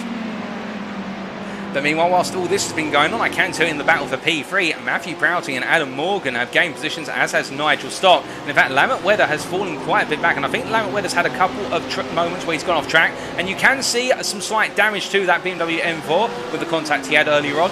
And as a result, I think Wedder right now really struggling with regards to that M4 to get the ultimate pace out of it. But from one BMW that's struggling to one BMW that is fighting, we can see it is the case that Matthew Prowting holding on to that position as they make the way through Ascari. But again, Prowting just seems to be in that position as we ride on board the gearbox of the M4 driver, where he doesn't want to be really letting Adam Morgan on through. Now as they make the way down towards what is turn number 11, we can see it's the case that Adam Morgan's going to try and look around the outside But as they make the way through the corner, he goes to the cutback. A very, very clever move there. And that is the traditional cutback pass that we see at Parabolica, where a driver on the outside will brake a little bit earlier and try and get the driver who's defending to go late on the brakes and go deep into the corner. And Matthew Prowting, well, it has been pulled off to perfection because Prowting did go overly deep under braking, and now he is half a second back. And what that means is, unless Prowting goes to the mother of all lunges into turn 1, which I think would be very risky and would be frowned upon, it is the case that Adam Morgan has gained that position through the smarts. Now, can he hold it as they make the way out of 2 and up to what is turns 4 and 5? And Prowting, to be fair, he'll have been caught out once by that. He won't get caught out by it again. And that's the one thing about Matthew Prowting as well. He's a driver who is always learning. No matter how fast he goes, he knows that he can learn more, and he will now know that that is how Adam Morgan plans to make moves into Parabolica, and that Morgan knows how to perfect that technique, and it will be the case that Prowting won't be caught out of it twice as he makes his way through Regia and heads up towards Lesmo 1. And we just had a word in from the YouTube chat there from Stephan Wessels, who we saw pit at the 16.5-minute mark, to say it was not a scheduled stop. The contact between him and what was Liam's hack has made him slow on the straight, so as a result it is the case that he's decided to pit early. But, well, it was one of those situations where I think that pit stop, given that we were coming up to sort of the pit window, it could have been an opportunity just to turn it into the 1 stop, so it's most likely Vessel's now going towards what is a 2 stop, which is going to be a very conservative 1 stop if that, but we will have to wait and see as they make the way on for Ascari here. And you can see Prowting continuing that pursuit of Adam Morgan, and this is where Prowting seems to be the stronger of the two. He's stronger in the second half of the lap. He seems to come alive a little bit more in the run through Ascari versus the Porsche, despite the Porsche being the faster car there. And we can see it's Lee Horn who's now looking for the move past Lambert Wedder, who with the damage is losing out those straights. There's no doubt about that, and you can see the Dutchman really struggling for top end speed. But of course Wedder will not want to pit because he wants to try and gain the time. As oh goodness me, and Prowting, well, I've seen him only going slow, and that can only mean one thing. He's most likely turned into the inside wall coming through a Parabolica. He's probably lost the rear end, and the car has turned under braking into that inside walls. He's tried to get the power down, it's just oversteered and come loose on him, but that has cost him dearly. He's now dropped all the way down to P9 in class and the Pro Class P10 overall, as we see Sean Scooter here making his way, our AM leader, who is continuing to drive a very, very sensible race right now. He started up towards the front, of course, of the AM class, but it takes one thing to start the race well, and it's another thing to run it all the way to its natural conclusion. We'll have to wait and see how it goes for the AM driver, as meanwhile in the battle for P4 in overall and in the Pro Class, we can see that right now Alistair Kirk looking for the move on Nigel Stock, and flash the lights there. I think what Alistair Kirk was trying to do there is flash to say, look, I'm coming through whether you like it or not, and was they make the way on through Nigel Stock. Well, a little bit of a moment there, a little bit of an oversteer moment coming out of turn 5, and as they make the way through the first of the 2 Lesbos, Nigel Stock gradually falling down the order to a degree. I think he will have planned for this. He won't be too bothered by this as they make the way through the right hander of Lesmo 2, and as they come on through right now, we can see it is the case. All of our drivers continuing in this train of thought, in this train line of cars, as they make the way down Seraglio. Now, meanwhile, one driver who we haven't talked about for a little while, and that is William Ford. He's currently leading. He's running at 6.8 seconds clear of the rest of the field, and his laps have been reliably in the low 48s, if not the high 47s. And now, with regards to the Crest Autosport driver, what is he trying to do compared to everyone else?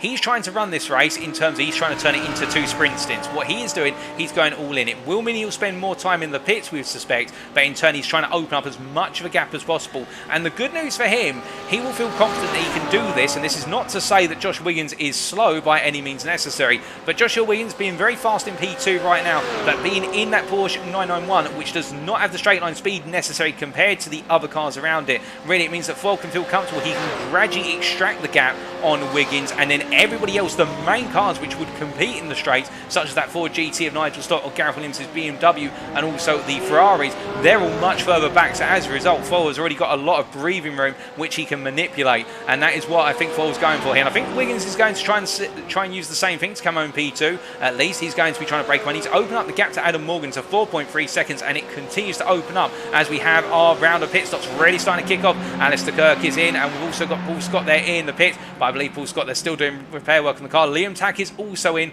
as we do wait for our driver Alistair Kirk to come on out. That is his one and only stop, and now Alistair Kirk is in a very lonely place of P19 as Elwin Sykes comes on through, and as they make the way on down, we look from them to a bit further up the order, and we can see that Gareth Williams here chasing after Nigel Stott once again, as we do say hello to Paul Scott in the YouTube chat. Just mentioned there about what happened between him and Lambert Wedder. as they make the way on down circle. Very unfortunate, of course, Paul, with regards to that, but hopefully it's the case that'll be one of those incidents which will be brushed away, and it'll be the case looking forward to Motegi in a week's time. We look back to what's happening in the battle for P4, and we can see that right now Gareth Williams right in the middle of the situation. Now, to be fair, one advantage he does have is that he has Lee Horn tucked behind the guest driver and also the next gen racing driver, and I think Williams will feel comfortable here. He may not feel too much pressure from Lee Horn behind, given his status.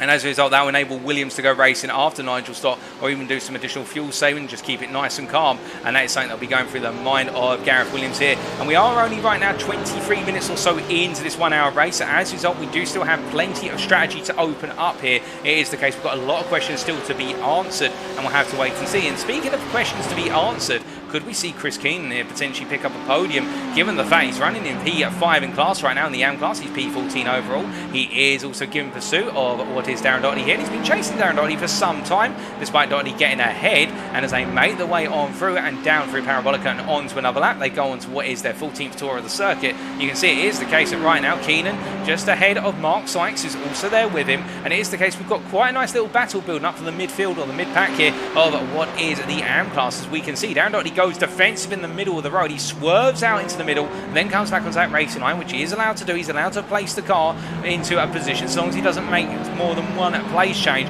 But he kept the car nicely placed in the end and got the job done in terms of blocking off Chris Keenan before Keenan could go or consider the move under braking. And I think that'll make the Belgian think twice about trying to go for the move from far back. He'll need to get an overspeed to be able to go for it as they make the way up towards Regia. And as they come up towards the second of the chicanes, you can see Mark Sykes there just continuing to be in the wings, waiting for that opportunity to capitalise on Keenan making a mistake. Alternatively, Keenan and what is Doherty starting to battle one another. You can see Paul Williams and also Davide Favo just a bit further back there giving pursuit. Davide Favo, the AM driver, of course, in P7 in class right now and running P17 overall. And in terms of where he is in relation to his rival for P4 in the AM Championship, Gareth Mills, well, here is the GM Racing privateer as he makes his way down into turn number 8. And you can see right now the Porsche 991 driver doing everything he needs to in order to bring home a result which I think will be absolutely gravitated in terms of his championship as he makes his way in the long run down towards Parabolica. But plenty of time to go and plenty of racing still to come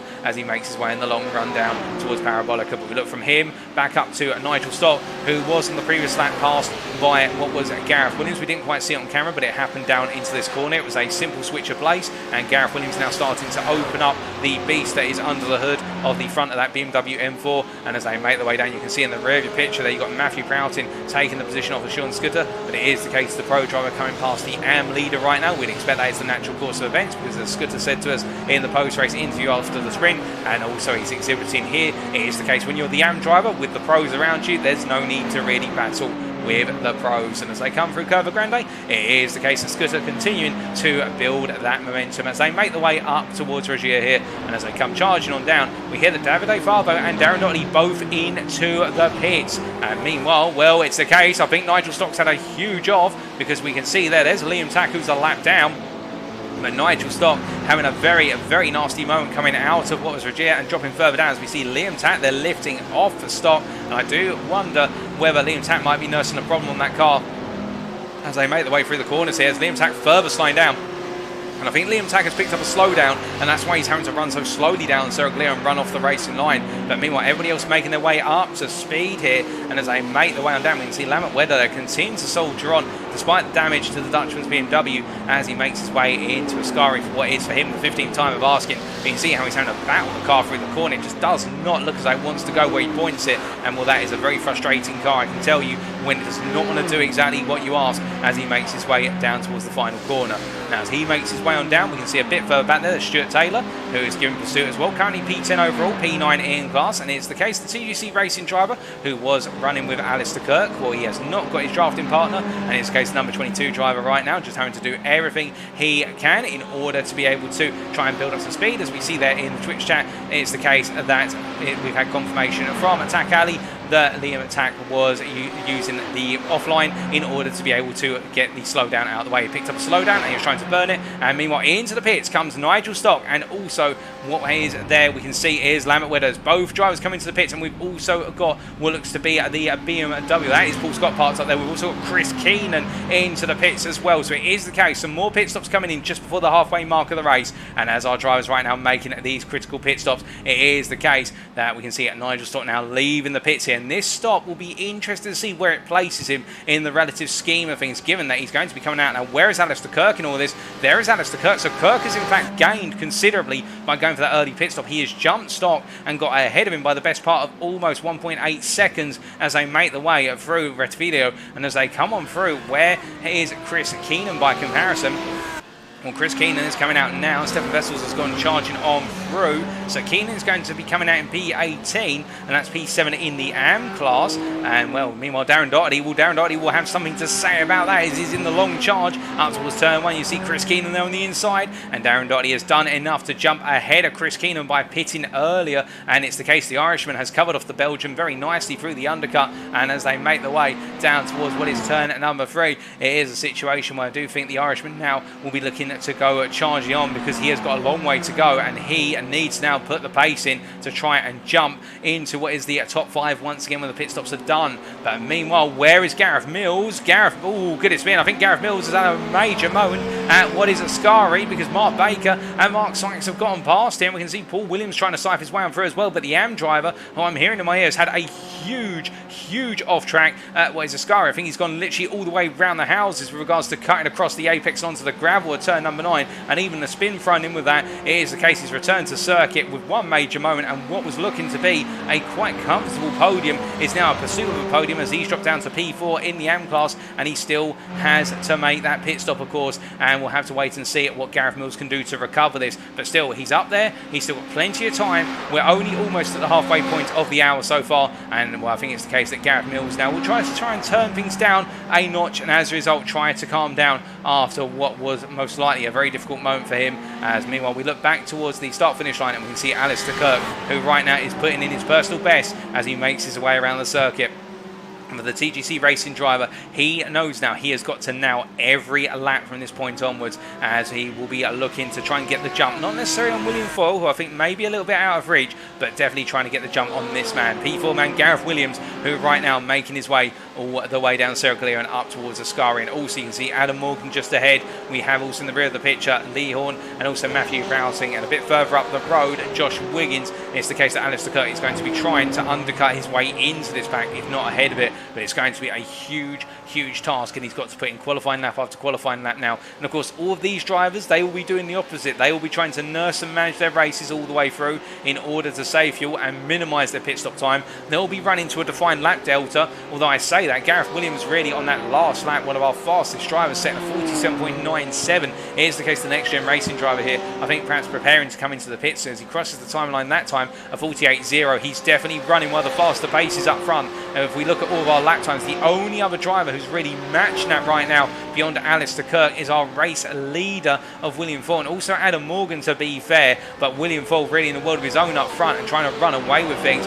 Meanwhile, it's the case that Gareth Williams definitely now putting in what is the semblance of a qualifying lap in this stint in order to try and make sure he doesn't get jumped by Alistair Kirk or anybody else who's already pitted as they make the way on through. We see Paul Williams here continuing to soldier on, the Team Tetra Pro driver, and of course yet to pit as he's in P11 at the moment, P8 in class, but as he makes his way down towards turn number 1, it is the case of Britain doing everything he can in order to try and bring home a good result as he makes his way through the Retvillo chicane, and it is the case chasing down Mark Sykes, who's currently in P10 overall, the AM driver just up the road.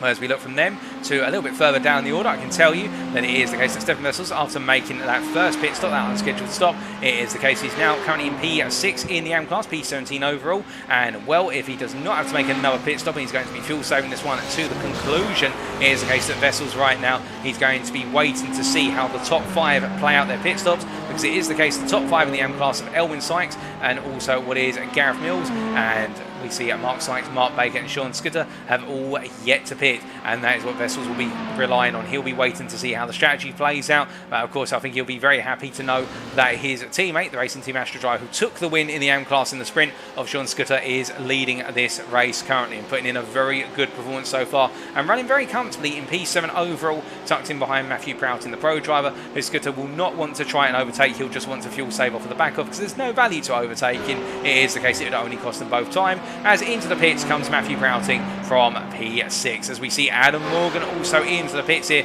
as they make the way on in, and as they do, we can see that as Adam Morgan comes in, nobody else other than Morgan and Prowting in at the end of this lap, and well, for them it's going to be one of those situations whereby now it's our top three, our top four in particular, who are all continuing to soldier on, as we see it William Fold just making his way up into Regia here, and as they come through the chicane, it is a situation where for the Crest Autosport driver, I think in his mind he's forgotten about everybody else. He's just trying to run this one all the way through. But meanwhile, the more important question, where is Alistair Kirk versus Adam Morgan and Prowting? Well, I can tell you that looking out my commentary box window, Adam Morgan right now has left his pit box, the same with Prowting, and as they make the way down the straight, here is Adam Morgan coming out the pits. It's going to be very close between Morgan and Kirk, and you can see Alistair Kirk in the rear of the picture. He's jumped Matthew Prowting, he's jumped him by a sizable margin, but he hasn't jumped Adam Morgan, and Adam Morgan has done enough here to be able to come back out ahead of Alistair Kirk. But to be fair, look how close Kirk is as he gives the pursuit now, and I think for Alistair Kirk this will give him even more inspiration because he's jumped one, he wasn't able to make it two, but if he can now hunt down Morgan, who's got to get his tyres back up to temperature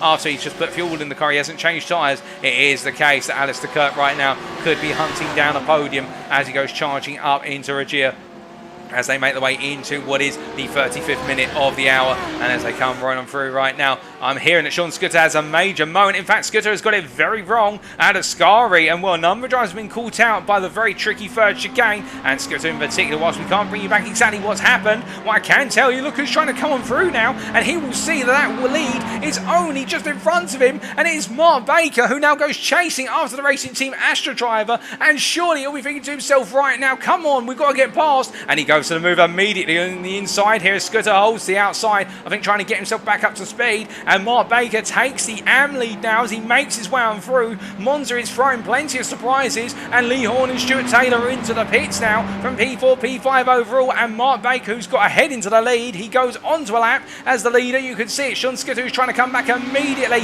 as they make the way down towards turn one, and Mark Baker immediately goes defensive. He knows he cannot afford to lose the lead of this race. He needs this result right now, and Scudder will do everything to try and take it back, and Scudder goes round the outside. Mark Baker so tight to the inside. I think Mark Baker will be relying on here doing some fuel saving behind Scudder to jump him in the pits. He won't want to fight this one too much on time right now because he'll be concerned about all the other AMs behind and how much time they could gain if these two fight like wildfire, as meanwhile Alistair Kirk makes his way down towards turn one, and you can see he's still tucked in behind Adam Morgan. There's Matthew Prowting with Nigel Stock, the two of them battling, and we see coming out the pits there, that is a Lee Horn in the background of your picture, as meanwhile Prowting on the inside to outside, Stock on the other way round.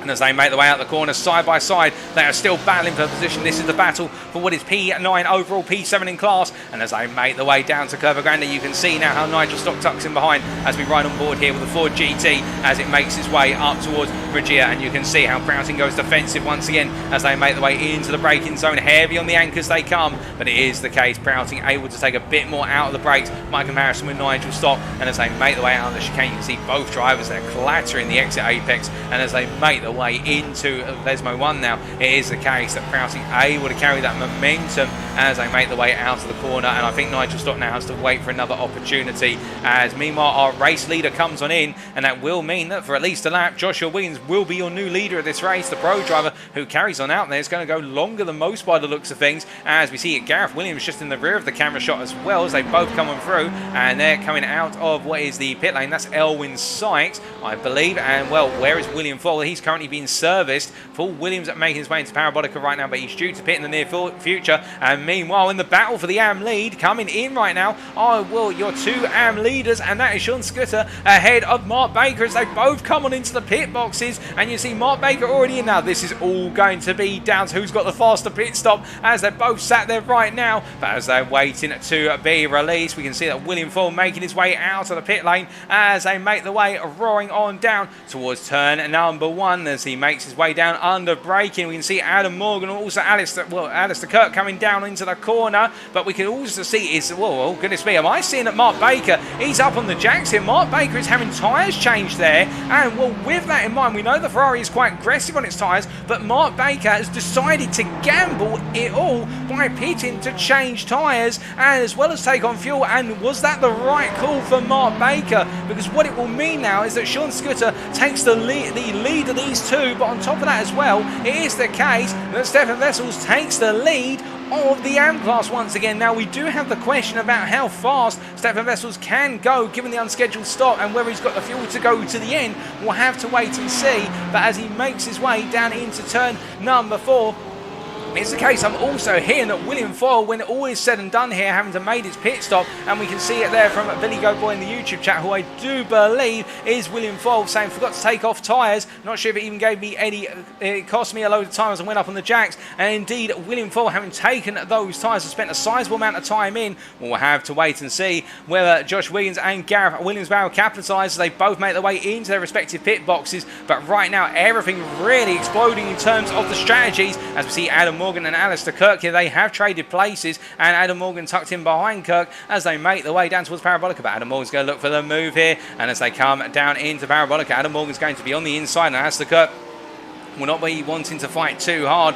as they make the way on through. But as they come through the corner, meanwhile, Wiggins and Williams are both leaving the pits right now, and I do believe it is the case as they make the way out. We're going to be seeing Joshua Wiggins comes out in the lead of the proceedings as he makes his way back up to speed. So that's how much time William Foyle has lost with regards to taking those tyres. And Joshua Wiggins, ladies and gentlemen, for RD Simsport, has now retaken the lead of this race after going into the pits. And it is the case that Wiggins now finds himself in a very rare position. He hasn't been this high up for a very long time, since Daytona, if I remember correctly, or perhaps even bringing round number 2. But it is the case that Wiggins now is your race leader, and with only 21 minutes to go, could he bring it home, as he's got William Foyle frantically chasing after him as they come down into Regia. Meanwhile, Gareth Williams a bit further back, and then you can see in the battle for P4, Adam Morgan has got back ahead of Alistair Kirk as they come flying through Regia.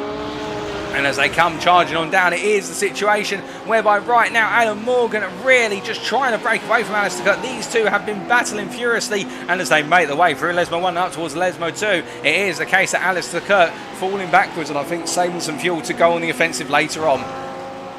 But as we look from them down to P9 man Lambert Wedder here, who has come into the pit, and as a result they've done the repair work to the car. He's now behind Lee Horn here in the battle for P8 in the Pro class as they make the way on through.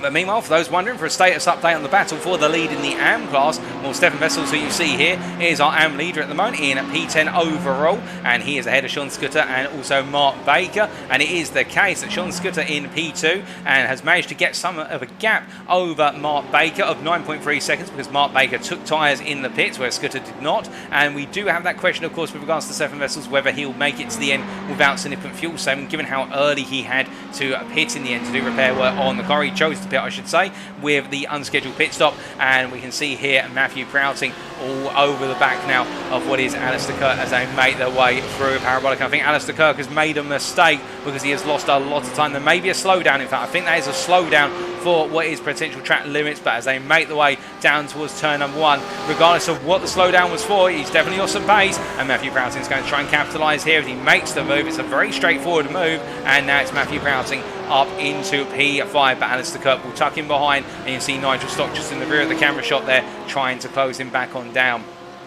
Now as they make the way out of 2 and go roaring up towards turn number 3, in the meantime the drivers pushing on through. It is a situation as they come roaring on round. We do see Matthew Prowting here trying to hold off Alistair Kirk as they make the way down into the braking zone. Now as they do, one of the big challenge of course is that Matthew Prowting will need to nail every single apex as they do, and as they come up in towards Lesmo 1, well, I think Alistair Kirk just keeping that pressure on. And the thing is, to be fair, Alistair Kirk, whilst he was saying he prides himself on being a defensive driver, at the same time as well, he's almost like a bull to a matador's gate when he's got somebody right in front of him. He just seems to suddenly come out of nowhere with this pace, and it's absolutely colossal in terms of how rapidly he closes up to the back of Matthew Prowting. And what he's showing it here is the case. He's not afraid to get the fingers out and go on the offensive as he makes his way down towards turn number 8 here, and he's all over the back now of the BMW driver in the Lamborghini Huracan as we ride on board.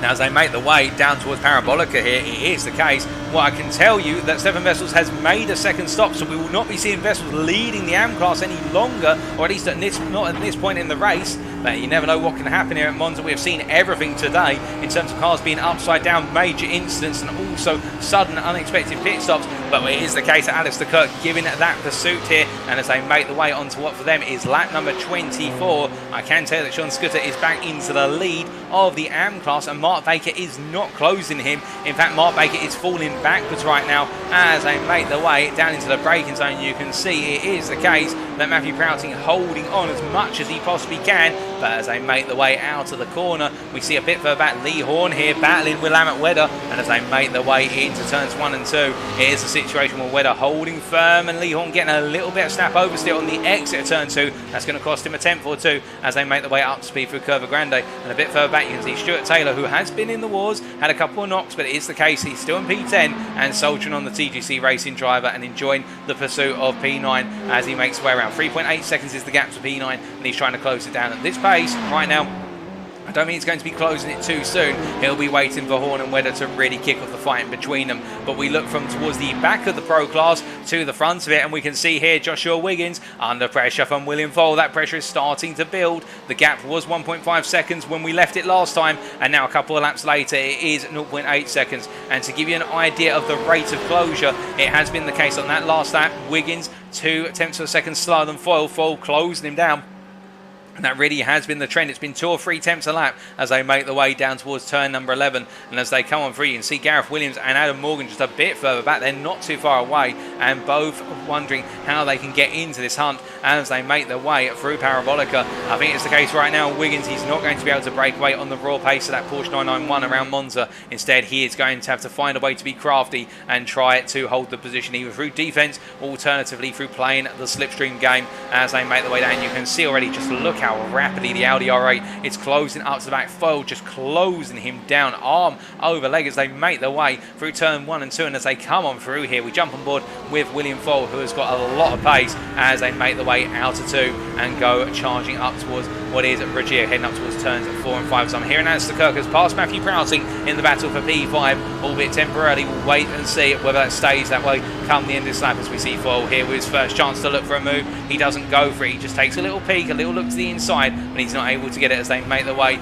through the chicane here. And you can see that Foal taking a much more aggressive run through the chicane compared to Wiggins as they now make their way into the first of the 2 Lesbos here. And it's interesting to see the body language between the 2 cars, where Foal with a much more attacking line where he's pointing the car into the apex under braking and turning, whereas Wiggins seems to take a much more gentle line in terms of braking initially, then putting the car in slightly deeper lines, but it gives him the better average apex speed, whereas Foal's going for that aggressive entry to really tuck in and close up. And as they make the way down Serraglia and onto what is Ascari, you can see now as they make the way under braking, this is where Foal has to essentially take a very linear approach, much like Wiggins, because he'll want to be in that draft as they come out of 9 and 10 and make their way down towards Parabolica. But it's the case that Wiggins open up a little bit of a gap there, and Wiggins really showing the mastery of Ascari in clear air as they make the way down towards Parabolica. And you can see again, now that both cars are into 6th gear, this is where the Porsche is heavily exposed in 5th and 6th gear. The Audi's able to close up, and as they push through Parabolica, it is the case, I think now, as they've got the long run down towards turn number 1 once again. We still have 14 minutes to go. It is the case, Foal's now going to be looking for the move. You can see Wiggins defending, puts the car in the middle of the road. I think Wiggins has decided, you know what, I'm not going to be able to defend this one.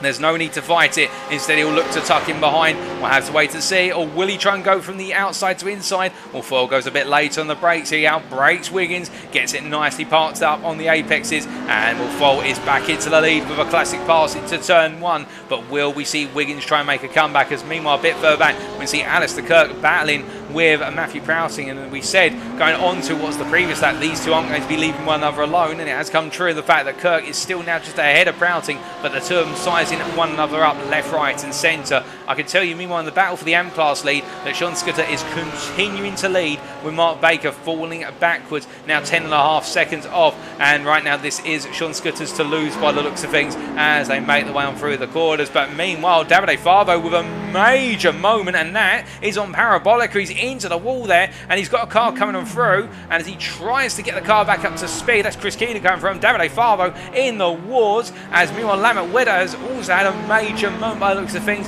at what was Regia, and he's dropped all the way down the order as a result of it. And my goodness, well, it is the case that Lamont Wedder really having a moment and not a day to remember here at Monza, particularly in this feature race. As meanwhile, speaking of days to remember, I think Prowting and Kirk are both going to remember the battle between them for some time as they make their way through turns 8 through to 10. Through Ascari they come here, and as they do, it's Prowting giving the pursuit versus the Huracan driver, and I think they've really locked themselves into this battle for P5 for the rest of this race. As you can see, Prowting there. Oh, and there's a bit of contact between the two of them there, with Kirk just trying to gradually squeeze Prowting, but it did look as though he gave him the space. I think that might have been a little bit of netcode contact there, because it did look as though there was a bit of space between them on what we're seeing, but it may be the case the netcode said otherwise, and as a result, both drivers staying alive. But my goodness, it is the case that both of them staying together. And meanwhile, well, here is William Foyle and Joshua Wiggins battling for the lead once again. Foyle now our leader, of course. And as they make the way through turns 1 and 2, let's ride on board with Joshua Wiggins to give you an idea. Now he's the pursuer, he's the hunter effectively, how he is trying to close this one down. And as they make the way through Curva Grande, you can just see how even though he's in the slipstream here, Wiggins, he just does not have that speed compared to the Audi R8 to close up. And as we hear the high-pitched whine from the Porsche as it makes its way into 6th gear, as they make the way under braking, this is where Wiggins has to try and close up literally so he can reach out and grab the rear wing of that Audi R8. Of course, he's not allowed to grab it physically, but you get the idea. He wants to be so close that he's literally sniffing the exhaust of that Audi R8, because that's how he's got to slipstream his way past it. He doesn't have the natural straight line speed, and he can't gain as much as he'd like to, so he's got to nail this middle sector, and right now it's just not enough. He needs to be a bit closer here. He will gain in the long run down, but you can see Foyle there just with a little twerk to the right hand side of the circuit, just trying to gradually cut a bit of toe off there. And as they make their way down into Ascari, this is where Wiggins has got to be as close as possible. He's got to maximise his run, and look at this. This is the confidence that Wiggins can have. He has the ability to close up, and that's exactly where he needs to be in the run for Ascari, because now he can look at a potential move down to Parabolica. It's got to be 2 attempts of closing. Will he look for it this time, however, as they make their way into the braking zone? No, he decides better of it, but he's got to nail these medium speed apexes perfectly like that each and every lap, and if he does, he will put that pressure on Foyle. He's not out of it yet, but it is the case that Wiggins has got a huge battle on his hands and a huge driver he wants to take the win as they go onto lap 28. As they make their way down once again, we can see now Wiggins looking to the third person picture. It is the case, he's the closest he's been for a little bit of time, and as they make their way under braking again and not able to go for it this time, but to be fair, I think he knows there's no need to go for it into turns 1 and 2, because by the time they get up to Regia, it's the case, or turns 4 and 5 in numerical format, it is the case that Foyle will simply come back past him. And also they have got Gareth Williams, who is now only 2.2 seconds back and is closing rapidly in terms of that overall natural lap time. He is closing them down a tenth or two a lap, and it will be the situation, I think, where Gareth Williams would be salivating at the prospect of trying to get ahead of the pair of them, particularly for his championship prospects. And of course, I think Wiggins will have one eye on winning for himself, but one eye, of course, of keeping Walton in the hunt for that championship as they make their way down towards what is Lesmo 1. But we can see Adam Morgan just behind there in P4, and then it's Alistair Kirk and Matthew Prowting. Well, these two have stayed together, literally attached with glue, you could argue, and as they make their way through at the first of the two Lesbos right now, no change between the two of them. It is the case, it's still Kirk ahead of Prowting, but literally only a couple of attempts between them as they've now got less than 10 minutes to go. And as they do, they make their way into the final 6 for this race, and we can see meanwhile Stuart Taylor getting past Nigel Stock, who's had a bit of a moment, I would presume, at Regia there, going very slowly out of Regia, and there's quite a bit of damage on that Ford GT. I think it is the case that car has been in the wars and then some, and Nigel Stock not having a good end to his proceedings today as he makes his way down Circuito and tries to hunt down Stuart Taylor. I think it's more a case now of trying to bring that car home. Meanwhile, our AM leader, Sean Scudder, is currently still leading by a margin of in the region of about 10.4 seconds. And as he makes his way into Ascari right now, he has got Lamont Wedder behind him. And then Mark Baker in particular, who after that tyre change is really struggling right now to try and build up their pace. And he's finally finding that lap time. It's taken him ages to build the temperature up in the tyres. But meanwhile, we look back up towards our leaders. And it is the case that William Foyle battling with Wiggins here. And we see Foyle going defensive into Retvilio. And as they make their way under braking and through the two apexes here, through the chicane, you can see that Foyle now, I think it is the case that Wiggins is really believing he can do this and he can stay with Foyle, who really has been in a class of his own when he's been up front, but Wiggins is staying with him now. He knows where to gain the time, and it is through those medium speed apexes. It's from Lesmo 1 all the way up to and through Parabolica. He's got to be on Foal's backside like a very bad rash and just stay there and be a permanent nuisance, and if he can do it, he can put that pressure on and have that opportunity. But I think for Wiggins, he's only going to get 1 or 2 chances,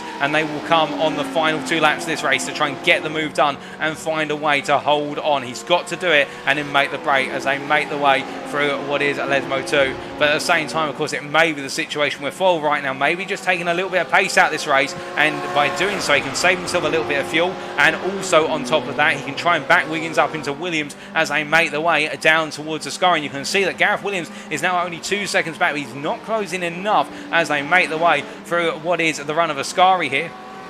Now, as they come on through this time, we can see it is the case that Wiggins are a bit further back than before, and I think it's in one of these situations where Wiggins, as you can see, Foal doing little weaves from side to side, and he's allowed to make the occasional weave, of course, that is permitted, and it is one of the situations for Foal trying to break the toe there in order to prevent Wiggins get as close as he was previously. And as they make the way through what is the final corner, of course, the slipstream being so strong here at Monza, and we've talked about it time and time again, but it is the case now as they make the way out the corner. They go on to another lap, 7 minutes remain.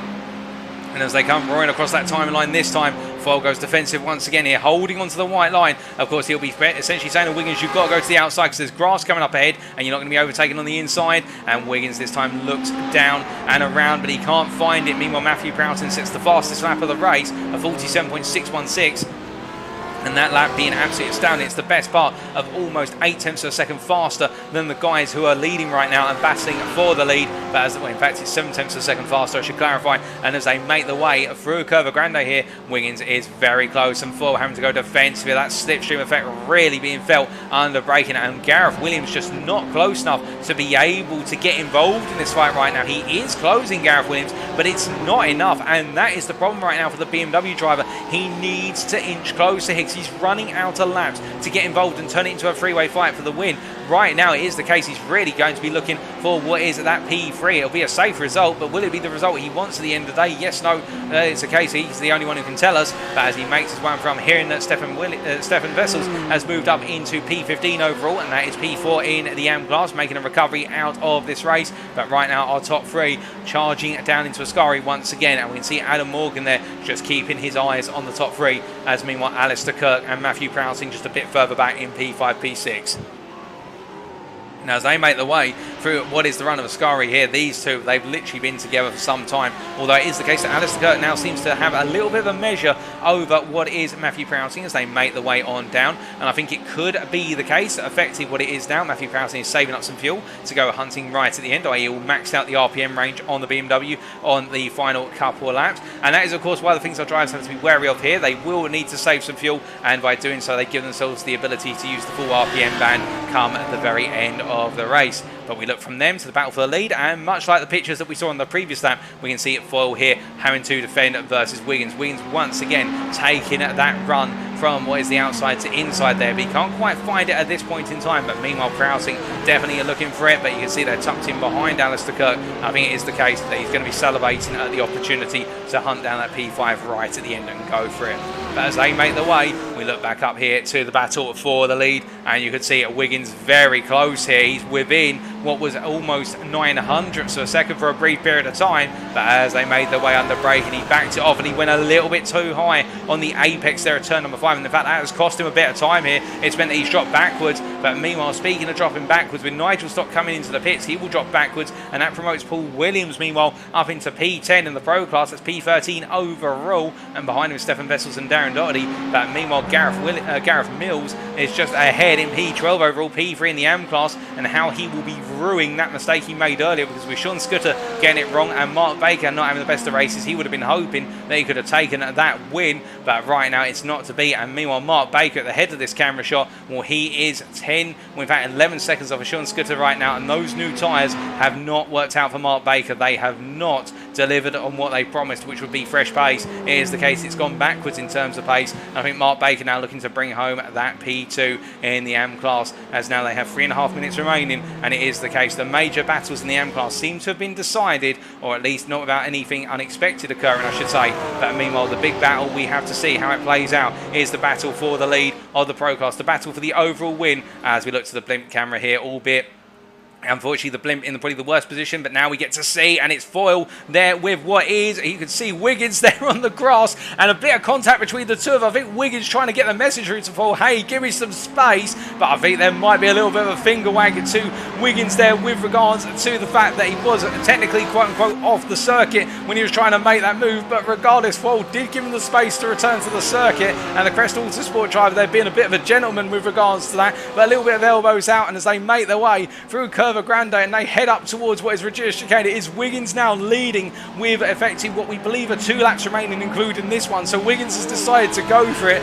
in a bit of an unconventional way, but still, you do love to see him giving it everything. And as he makes his way into Lesmo 1, can Wiggins now try and break away? That will be the question here. If he can make the break, he's got to do it into these corners, plus also Ascari. And as he makes his way down through Lesmo 2, it is the case as they go on to Cerro Glare. You'll see Wiggins now do what Foyle was doing moments ago, just trying to get the gap, trying to break that slipstream, and you can see by doing those little weaves he's causing the rate of closure to drop. And as he makes his way for Ascari, this is the sequence of 3 corners. If he nails it, he can open that gap up massively. And as they make the way on through here, you can see how Foyle just falling back a little bit at first, but then getting better exit out to turn number 10. But Wiggins once again with a dash to the left and a dash to the right. It is the case that Wiggins right now trying to do everything he can. He's also got what is Liam Tack and Mark and Elwin Sykes up the road, and he can use them potentially going on to the final lap as a draft if he can get close enough. But the problem is now as he comes out of Parabolica and they go on to the final lap,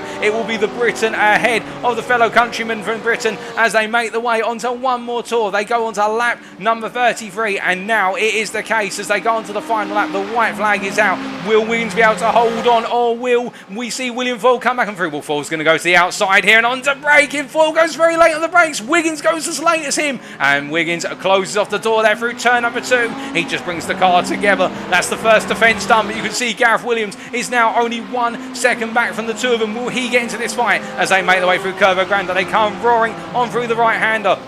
And as they come charged on through turn number 3, they head up towards turns 4 and 5. You see Liam Tack there 1.4 seconds up the road. Wiggins will be getting the distant toe off of the Ferrari driver. This could help him just get a little bit more straight line speed. They come through Regia. Both drivers inseparable, but Wiggins just making a slight mistake, just running a tiny bit onto the gravel. He pulls slightly off centre there to defend into Lesmo 1. He holds on for the time being. You can see Foyle literally all over the back of him as they make the way down into Lesmo number 2. We're hearing that Prowting and Kirk have had a major moment on circuit as Liam Tack gets it wrong. He moves immediately out the way there to let the leaders come through. You can see Wiggins immediately ducking from one side to the other. Once again, he wants to break that toe. It is the case that Foyle is right there with him. There's only 2.5 tenths between them and closing. Wiggins brings it back onto the racing line, coming into Ascari. He's got to nail these 3 corners. He's been flawless through these 3. Can he get it flawless one more time? It looks good, but he's gone a little bit wide of the apex there at turn number 10. It's not the perfect run, but he's got enough of a run here. He's got 3.5 tenths between him and Foyle, and as they come roaring on down towards Parabolica, you can see Wiggins is going to go defensive, but he pulls it back to the racing line. They've got Elwin Sykes on the inside. That will cover off an attempt at an overtake. They come on through the final corner. I think he's done it, ladies and gentlemen, because it's only one more run, and as they make the way out of the final corner, it is going to be Joshua Wiggins who takes the win at Monza in the feature race in the Pro Class, ahead of William Foyle by a hair's width of 3 tenths of a second. Gareth Williams comes home in P3 when all is said and done, with Adam Morgan just outside of the podium, and there's Matthew Prowting who will come on through, but I think he's been in a bit of an incident with what is Alistair Kirk, but he will come home P5 on circuit ahead of Alistair Kirk as they make the way across the line. But a brilliant race from our pro drivers. We see Lee Horn comes home in P7 ahead of Stuart Taylor, who recovered to P8 in the end, and it is Sean Scudder with back-to-back wins at Monza in the AM class as we see the racing team Astra Drive flying the flag for the South African team, bringing home another fantastic result. He'll be very pleased, and the team will be Lambert Wedder P10, and it will be Mark Baker who, with that tyre change, lost out on the opportunity to go for the win versus Sean Scudder. But it is the case, a P2 keeping his championship hopes alive ahead of Paul Williams in P12, and then Stephan Wessels rounding off the AM podium there with another recovery drive. 2 back-to-back recovery drives for the South African. Great driving from him. Darren Doherty P4 in the AM class, P14 overall. Gareth Mills P15 as he comes across the line, and then we'll be seeing Davide Favo a little bit later here, just coming up towards what is Parabolica. He will be the last of our drivers to finish on what we would call for the lead lap. He'll be coming home P16, also what will be P6 in the AM class as he comes on through and makes his way to the finish line as he comes around and completes the standings. And as he makes his way across the line, well, what a race, ladies and gentlemen. But right now, I can imagine that one driver in particular will be absolutely chuffed with his performance, and that is Joshua Wiggins. We have not seen racing like this from him in some time. He's been putting in massive effort, but RD Simsport have finally seen the day when the Briton would take a win in this series, and it is the case that Wiggins were a valiant driver, and also credit to William Vold, to be fair. The two of them ran it nose to tail all the way to the conclusion, but in the end it was Wiggins who dared to believe that he could run a little bit wider than most, and he was able to get it done and take the fight 2-4. In the end, sometimes you've got to be brave, and it is the case that Wiggins was the brave one to make the move, and we can see that Gareth Williams as well in that P3 and another solid finish. And remember, in foil as well did take those tyres in the pits that cost him time, and those tyres did not help him out, those cold tyres, but it is the case, brilliant racing from all of our drivers. And well, I think it's the time we get ready for some post-race interviews with our class winners. We'll be back in 3 to 4 minutes, ladies and gentlemen.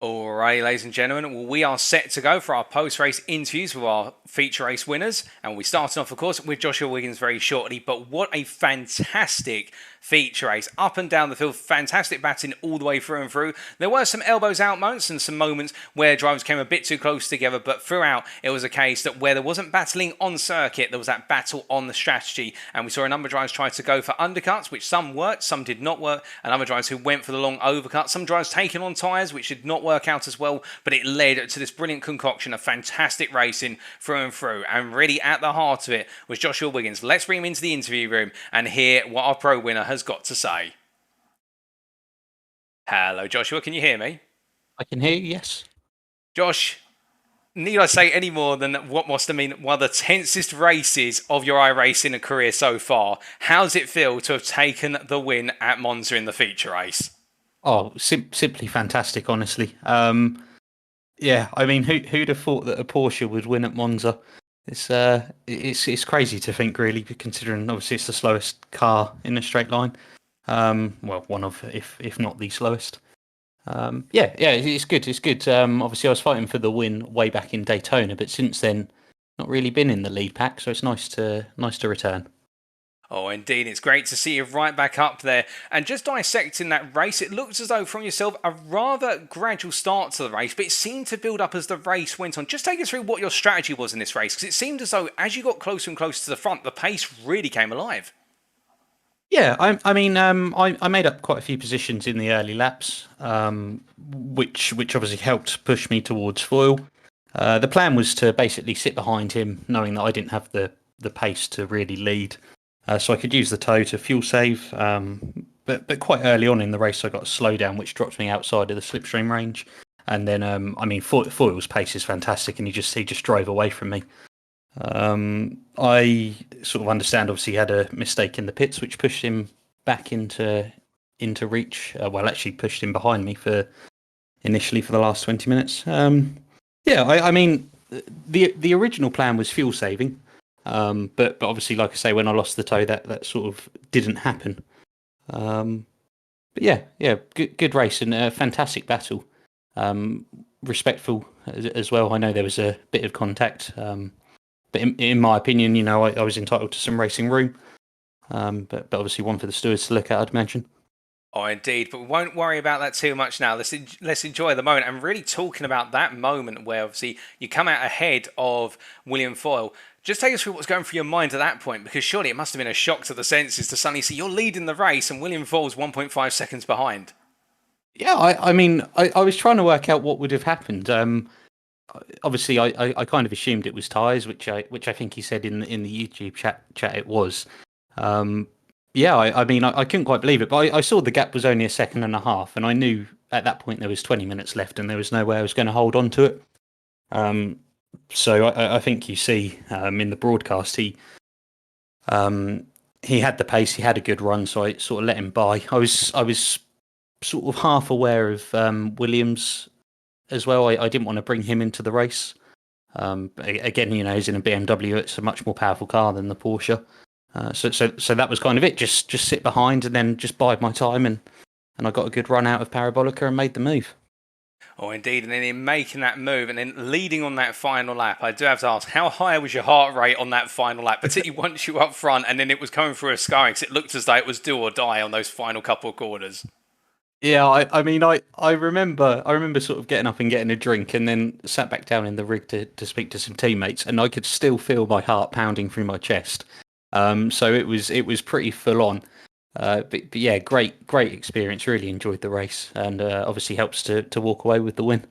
Oh, indeed. Now, looking ahead, of course, having your season best result, we've still got 2 rounds to go, starting off with the Japanese circuit at Twin Motegi in a week's time. How are you feeling for the very tricky Japanese circuit?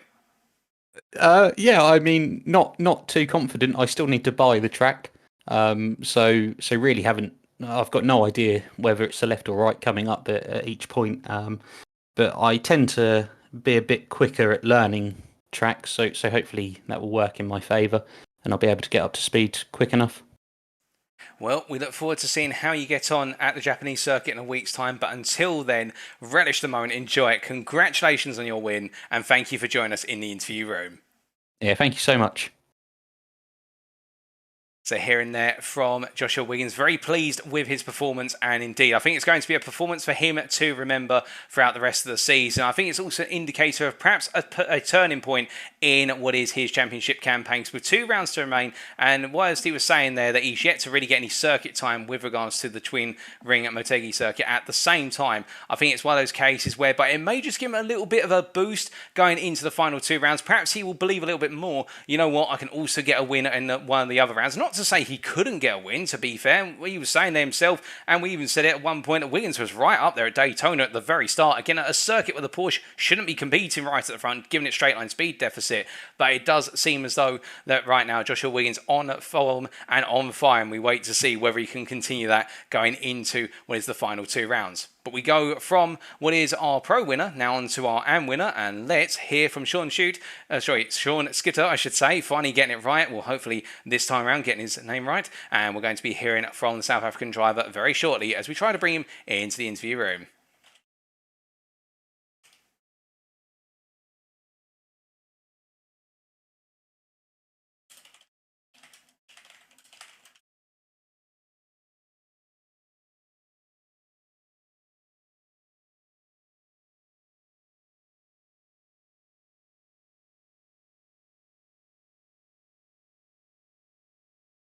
Hello, Sean, can you hear me?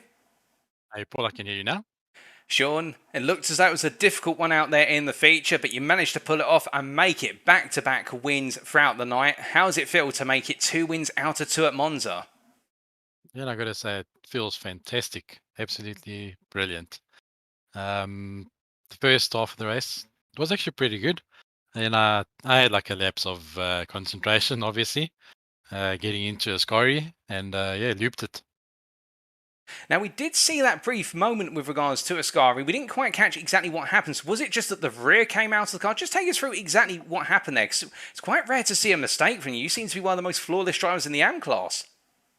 Yes, I locked the front a little bit on entry, and so I put in a little too much steering angle, and I ran too much curb on the way in, and it just launched the car.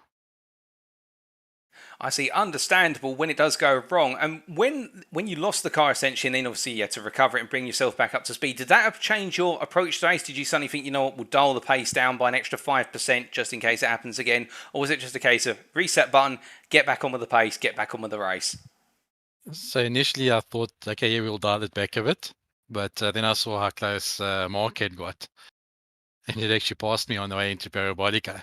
So I was expecting a really hard fight for the last 25 minutes after the pit stops. But I sighed with relief when I saw his car go up on the jacks as I was leaving the pits. Oh, indeed. We did see Mark's car go up on the jacks to take those tyres, and, well, those tyres did not benefit him, unlike what the intended purpose was. And then from running from that point onwards all the way to the finish, I presume it was a case of just managing the car and making sure no more silly mistakes occurred? That's it. Yeah, just running at 95% and not taking any unnecessary risks. Indeed, looked very smooth from yourself out there. And to make it 2 out of 2, just take us through the mind. I'm sure there's been a little bit of banter between yourself and also the rest of the racing team Astra guys. I can imagine that Stephan right now might be thinking, well, congratulations on the 2 wins, but don't step on my toes too hard, Sean. I might say the whole atmosphere in the team has been exceptionally good, and the whole team's been super happy for that. And look, I think I was a little lucky in terms of the result. I think it was a more difficult event for Stephan this time around. Where normally he does have a little pace advantage on me. So I think it was a little bit more luck as well this time around on my side. Oh, well, it's great to hear there's that brilliant team spirit in the RTA camp, and indeed it does show where you guys turn up week on week and putting in those stellar performances. And really, when we talk about week on week, we now look ahead to the penultimate round with Twinrin Motegi in a week's time. Heading to Japan, how are you feeling for the very tight and twisty circuit? Yes, I don't have too much experience with the track. So yeah, a lot of time will be spent this weekend getting myself familiarized with the track, and by the time our next race rolls around, we'll be up to speed. Oh, well, we look forward to seeing how you get on in a week's time, but until then, congratulations on your back-to-back wins tonight, and thank you for joining us in the interview room. Thank you very much. Have a good week. You too. So hearing there from Sean Scooter, very happy with his performance, and you could hear there that change in complexion initially when he had made that mistake into Ascari, where we caught the end of it in terms of bringing the car back up to speed, where he was going to look to dial things down, but then when Mark Baker coming on through to take the lead of the AM class, the idea that Sean was essentially put on the back foot and had to go hunting Baker and put it back on the line, but there was that twist as well with Mark Baker going up on the jacks, and as Sean was saying there, with the fact that when he saw Baker going up on the jacks, that was a sigh of relief to him, because it meant that he essentially had a gap which he could play with, that gap being 9 seconds, and Baker I do not think could get the tyre switched on enough to be able to then start to close him down with only approximately 10 to 12 minutes remaining. And really, whilst I'd say that Sean was right there in saying he's had a bit of luck on his side tonight, indeed any racing achievement, any achievement in life does involve some element of luck. At the same time, he had to put it all together, and he really was the man with a plan tonight for racing Team Astra, indeed in the Anfield, and put in 2 very strong performances, which were 2 wins back to back. But with that, ladies and gentlemen, that just about brings our show to its natural conclusion, and thank you very much for watching. And if you do want to know more about the Next Gen Racing community, then why not check us out? Firstly, our official website. That is nextgenracing.co.uk. Alternatively, you can check us out at our Facebook group. That is facebook.com/groups/nextgenracing. Also, a huge thank you to our partners without whom we'd not be able to bring you Lobby 2. That is Coach Dave Academy and Next Level Racing. Their website's listed there, and they are our senior sponsors for Lobby, contributing massively to the running of proceedings. But now we look ahead to in a week's time, where we'll be heading to the Japanese circuit of Twin Ring Motegi on Thursday, the 3rd of February 2022. It is the case that this circuit marks the conclusion of what is our European tour. We've completed our tour of the European continent, and now we head over towards the Asian region for what is the 11th, the penultimate round. And this circuit, as we'll be seeing in our reference lap next time, is a circuit with a very challenging nature. And whilst Matt Emmons right now is at the helm of the BMW M4, and he'll be bringing us the reference lap for the Apex Racing Academy lobby, we haven't quite got a reference lap ready yet for the Coach Dave Academy Next Level Racing lobby, but we'll be definitely bringing you the perspective of one of our drivers who are in lobby 2. And what we're going to be seeing is that whilst this circuit starts off very wide initially, it is a circuit that very quickly turns into its tight and twisty circuit, which has multiple hairpin style corners. Some of them being medium speed, some of them being very low speed. And it's going to be about that bravery to carry speed beyond the apex, and also that ability to be brave on the brakes, which is going to be the ultimate challenge. And the rumour down the paddock is that the majority of drivers are expecting the mid-engine rear-wheel drive cars to do well, and the front-engine rear-wheel drive cars such as the BMW M4 to struggle. So we're expecting the Audis, the Ferraris, and also perhaps even the Ford GT to do very well here. But we'll have to wait and see. We don't know exactly how it's going to play out in a week's time, but what we do know is that for the time being, this is the end of tonight's proceedings. And thank you very much for tuning in, ladies and gentlemen. We have been Next Gen Racing. I have been your host and commentator, Paul TX141 Walsh, also known as Brit in the Spit. Until next time, remember to stay safe, stay well, stay smiling, have a fantastic weekend, but most importantly, remember to stay on track. Good night.